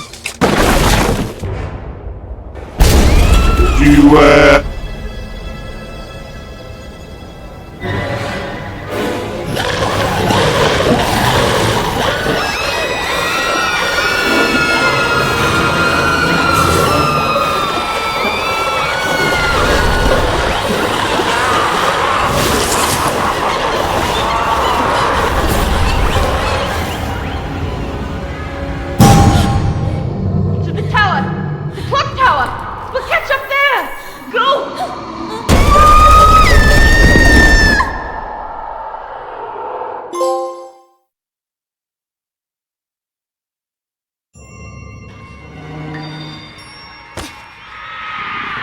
The little girl couldn't believe her eyes. Bunny Hall was in a frenzy. And Frank, he had always been behind all this.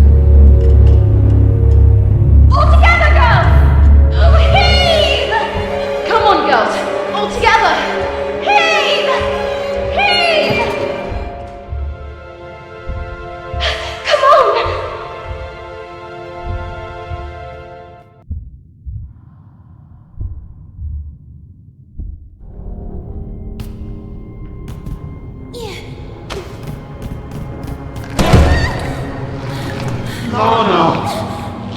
How dare you humiliate me like this? Rejecting me? You, an insignificant bimbo.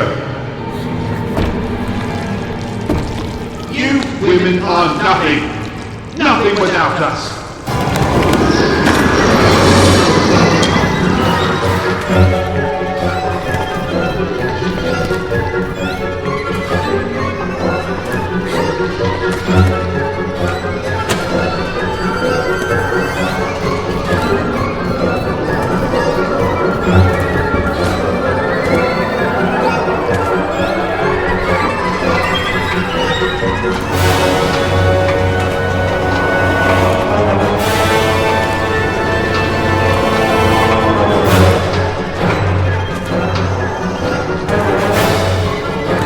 Lana, quick!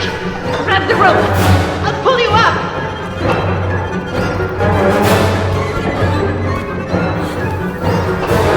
The crate! Move that crate!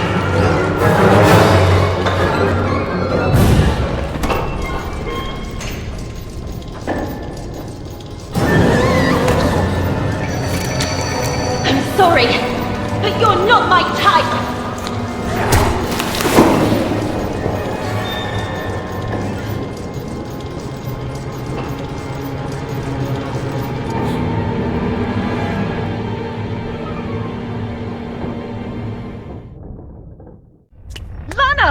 You did it!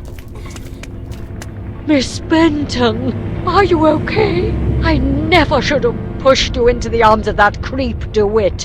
In that moment, Frank, the rust man, suddenly appeared from the shadows. Frank! What happened to Carole? What did you do to her? Frank? Are you the one responsible for all this? We even have proof. Carole's glasses. Her letters! Wasn't everything destroyed? It's over. It's time to take off the mask. That night, it was you that pushed her. Who are you talking about? Now I remember. I was stalking a suspicious figure. I saw them throw things into the stove. That nauseating stench.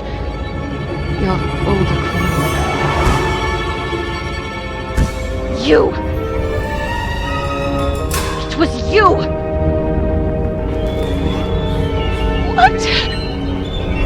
That vague and disinterested attitude of yours. I've been keeping an eye on you, you know. Why did you venture into the park late at night? Having wanted to suspend the work all this time. You since lie. that very night. What were you hoping to find? Stop, now! The things didn't go well for you. And it was me who recovered the lens from Miss Carole's glasses.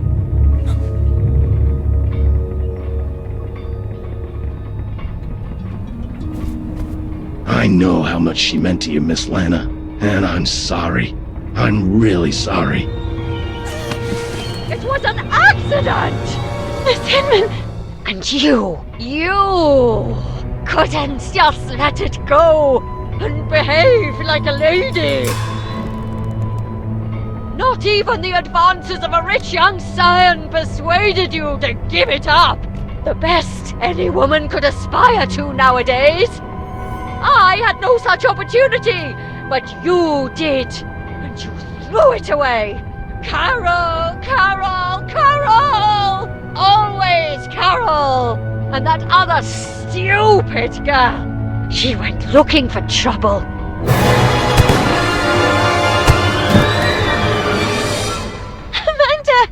How?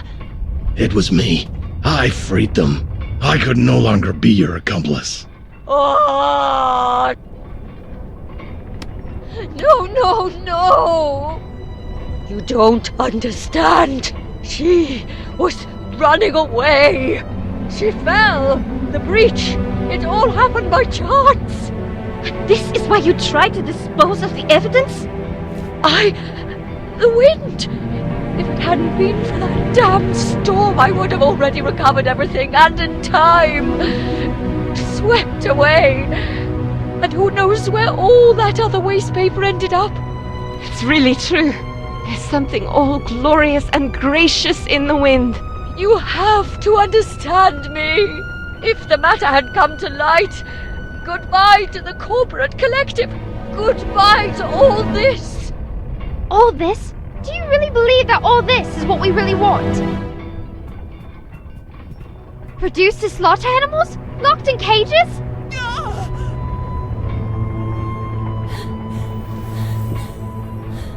We're not rabbits! We will never be rabbits. And you know what really disgusts me? That it was another woman who developed such a plan! How sad. You will remain a tiny and insignificant stain of ink used to write about great women who actually changed history. You, on the other hand, history will forget about you.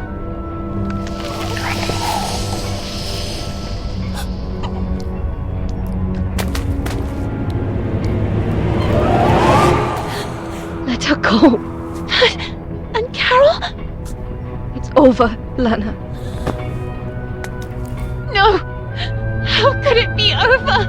Carole! Lana, Carole is no longer here.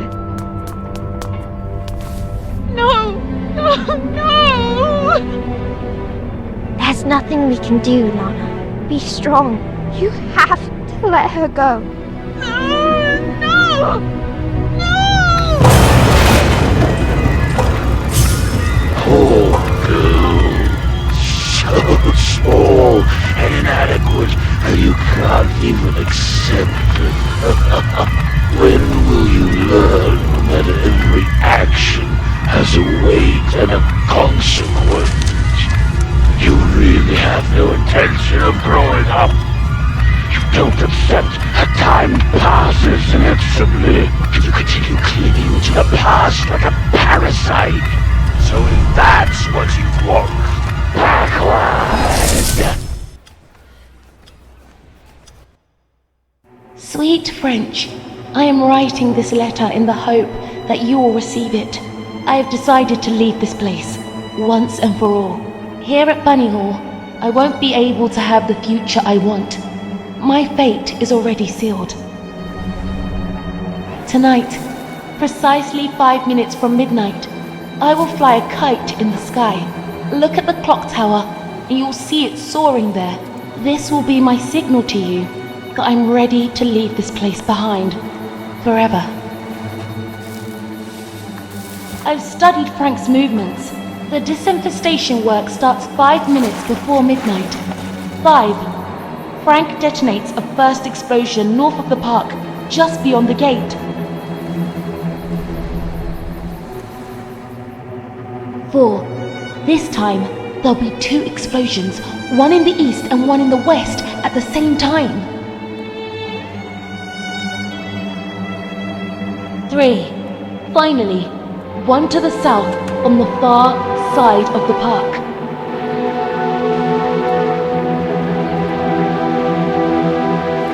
2. The charges will cease for just 2 minutes. Meanwhile, as Frank makes his way towards the gate that from the park leads back to Bunny Hall, it will remain open.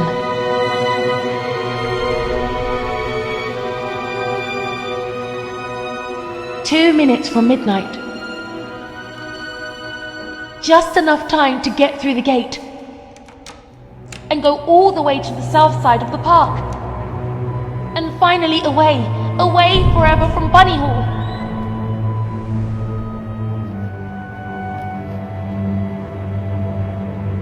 One, Frank will close the gate behind him. That will be the point of no return. Carole! What do you think you're doing, miss? No! Please! What is all this nonsense? Sweet French! That letter! How?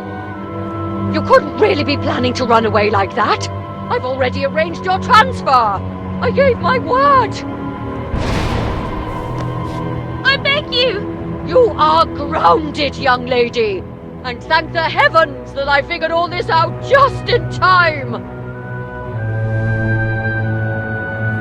enough now! Come back immediately! I won't say it twice! I beg you! Let me go! You are a disgrace! No!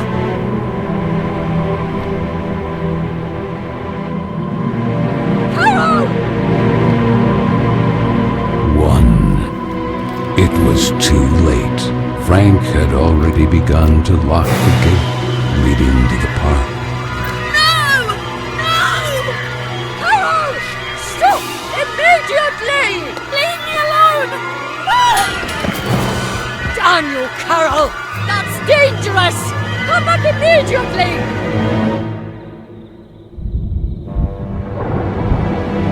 Carole! No!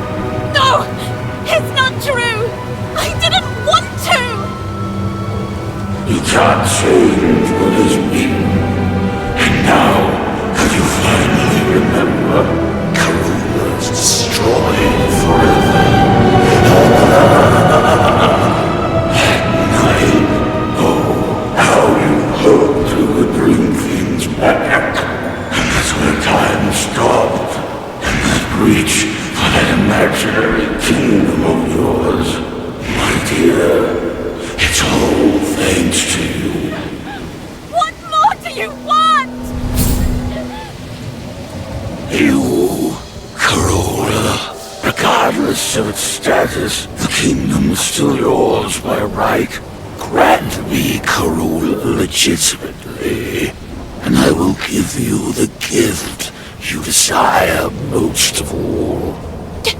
And what would that be? That all of this never happened.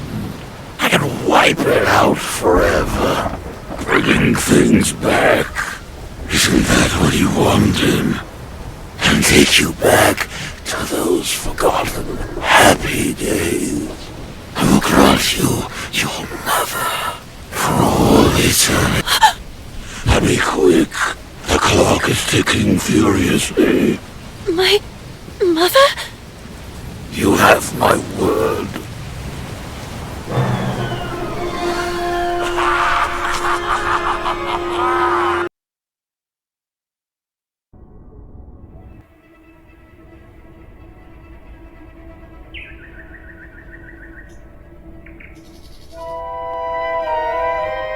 The little girl came too. The place immediately seemed familiar to her, and she began to look around.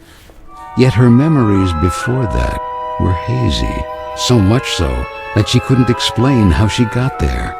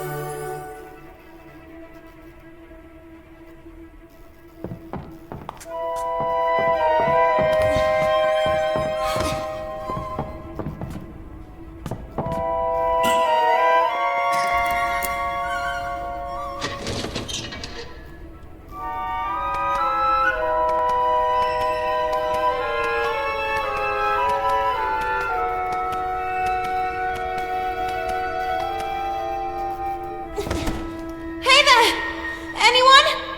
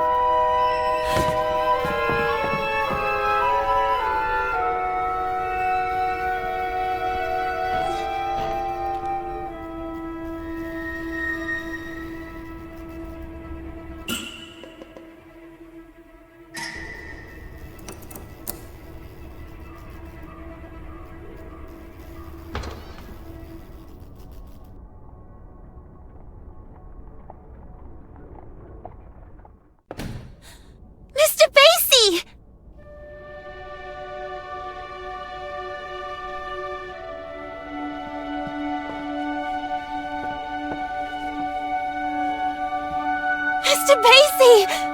I remember you! Merry Christmas, my child. Mum!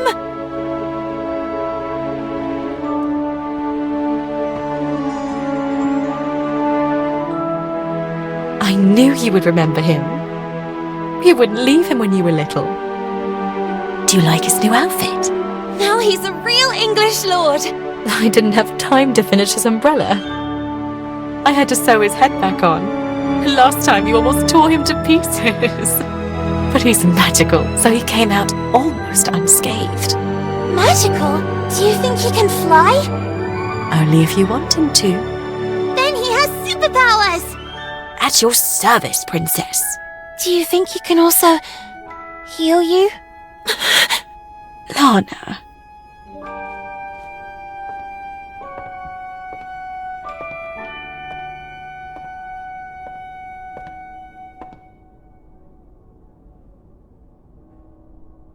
Whatever happens, never keep clinging to the past, trying in vain to change it. People move and places change, and that will be the day you'll really know who you are. And you will learn to accept that time passes, that things change, and know how to let go.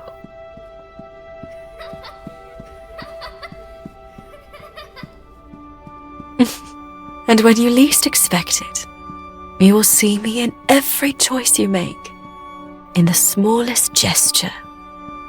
Even if the sails aren't hoisted, it doesn't mean the wind isn't already blowing.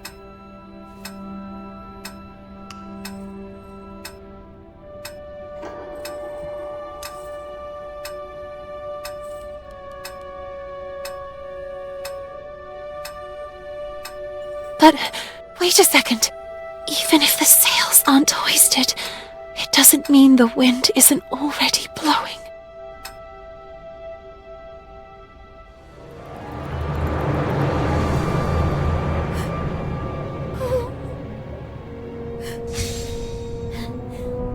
Let me go! Miss Benton, you must come with us. No, please!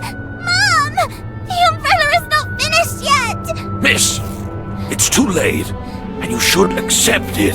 Your mother is no longer here. You have to let her go.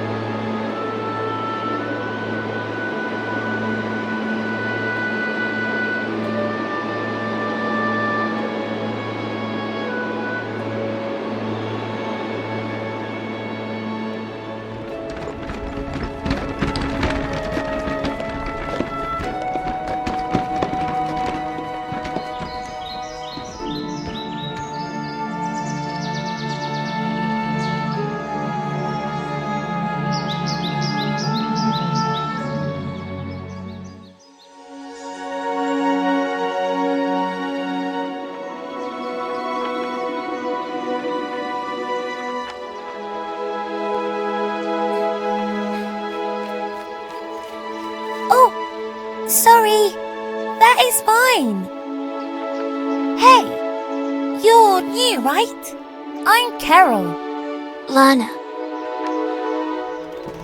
I know, I get it. It's hard at first, but in time, things will get better. You'll see. Moreover, have you ever seen an estate with an enchanted park? Enchanted? Oh yes, Carola. It's full of trees, roses, and cute rabbits. Come on then, follow me. I'll show you.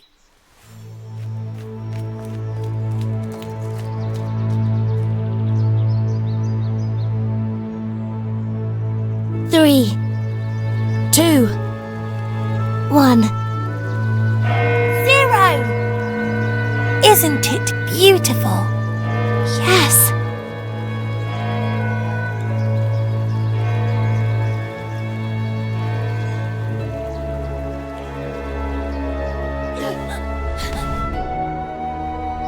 My sweet Lana, I have to go, please. Let me go. No. I cannot. No. I can't accept feeling that cold emptiness in my heart again. I don't want to have to forget your face too.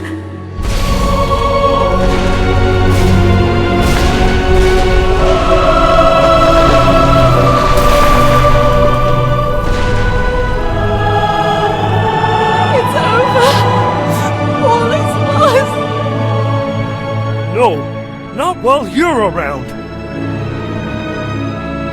But what could I possibly... People go, places change. One day you'll learn to accept it. And that will be the day you really know who you are. And that day is today!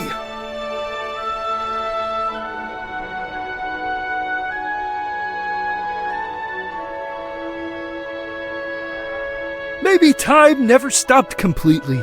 You made me a warrior. You made me like this. You completed it for me. Be the hero of your own story.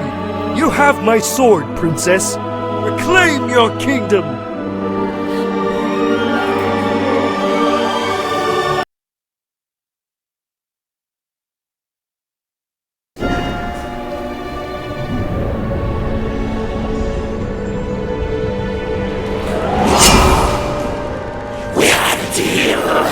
Well said. We had. I was wrong to allow you to corrupt the memories of a kingdom that I myself created, and in which I took refuge, as if in an eggshell, unable to accept my actions, or that time passes whether you wanted to or not. But you missed a detail, Mr. Keen. That would be... Like Carola, you too are a figment of my imagination!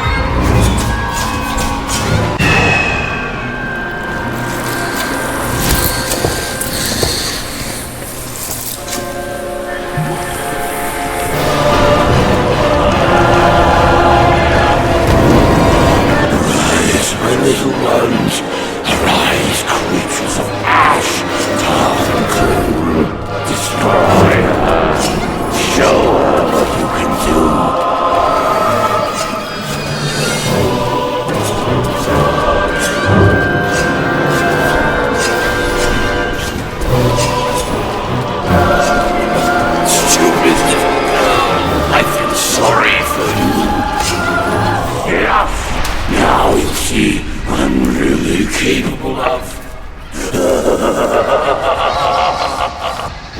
Will you really be able to let go of us, Sweet Carole, this time? No, you won't. Your selfishness killed her. You didn't do it before. Why would you now? And yet she was ready to leave you.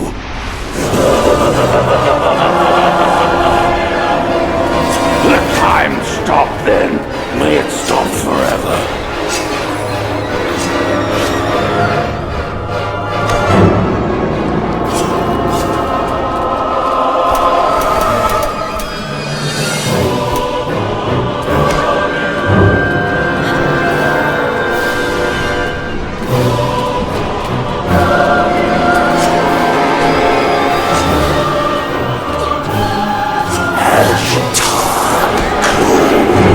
That's what awaits you.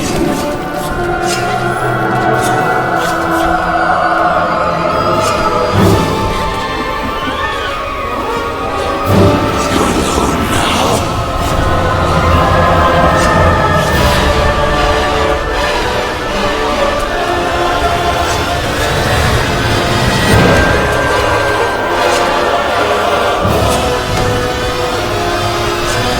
Is that all you can do?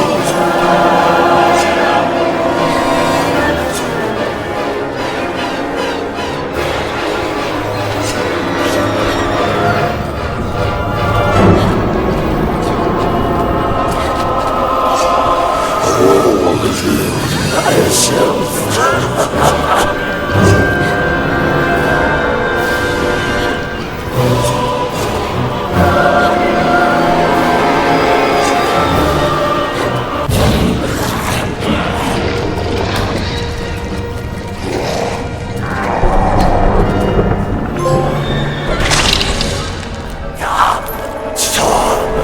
It won't change what happened anyway. It will change what happened to Carole. I've given you a once-in-a-lifetime opportunity to reunite with your mother. My mother is and will always be part of my past, and I will continue to keep her vividly in my memories for the rest of my life. But I will never be left behind again. No!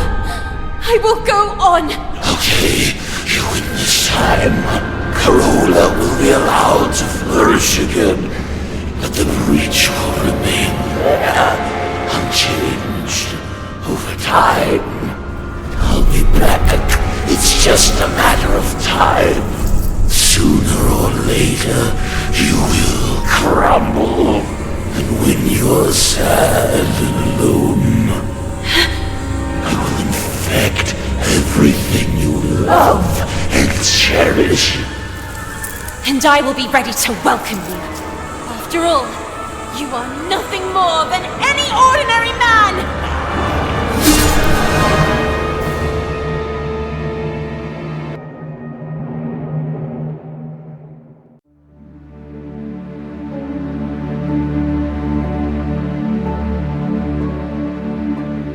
Why do I feel like I'm reliving a moment I've already lived?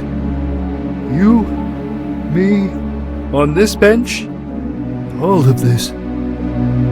AC, I'm sorry. It's my fault. Carole, it's too late. It's never too late. Look, there is no seed that goes to waste. If it thrives in a freshly bloomed flower, so Carole will flourish again. And I, with you by my side. No, Princess, you said it right.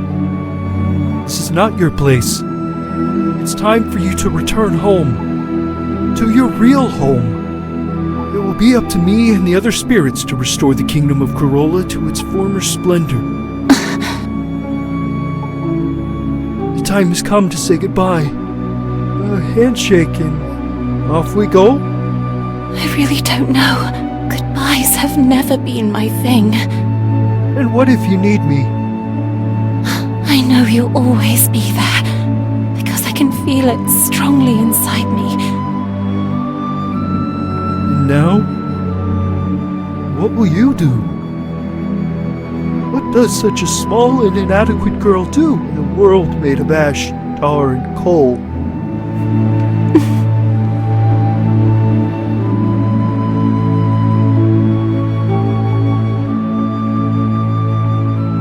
She'll grow, she'll live, and she'll make her voice heard loudly. I leave to you, my shining soldier, the task of rebuilding Carola. Lord Basie, Prince of Carola. Me? A prince? Thanks, my friend. Thank you for everything.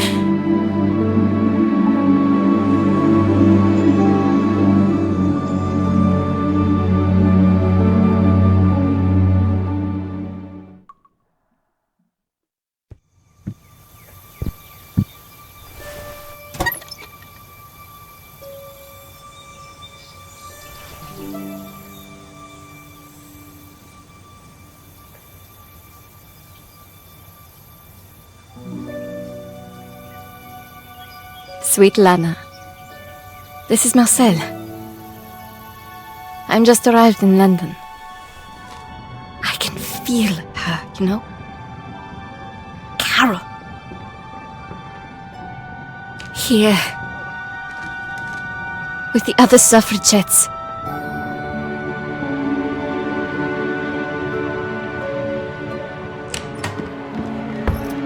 Ready?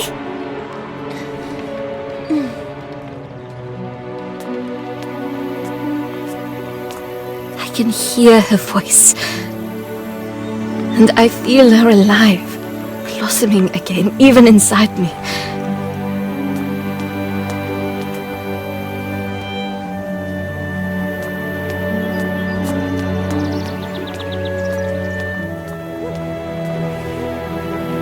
It really is true.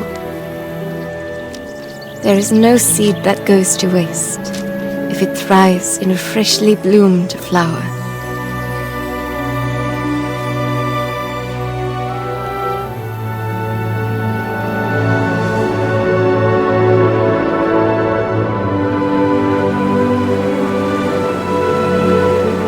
Hope to see you and Amanda again, and that you may soon join me in London. It's true that here on the streets when the wind picks up, it's frigidly cold.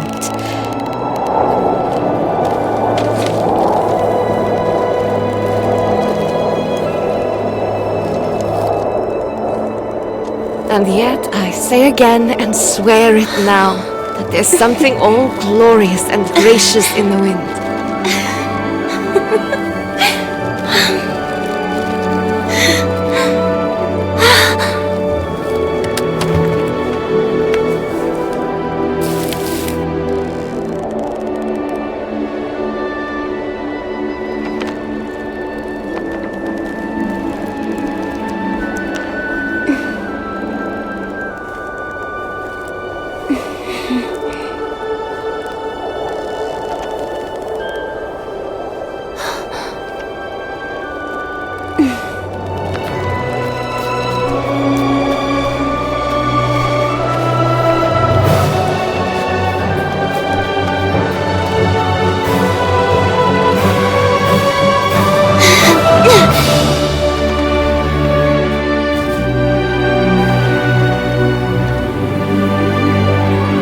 After all, what did Carole always say?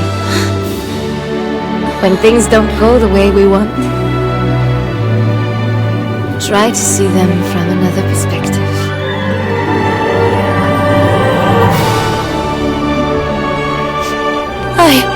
Sweet Carole.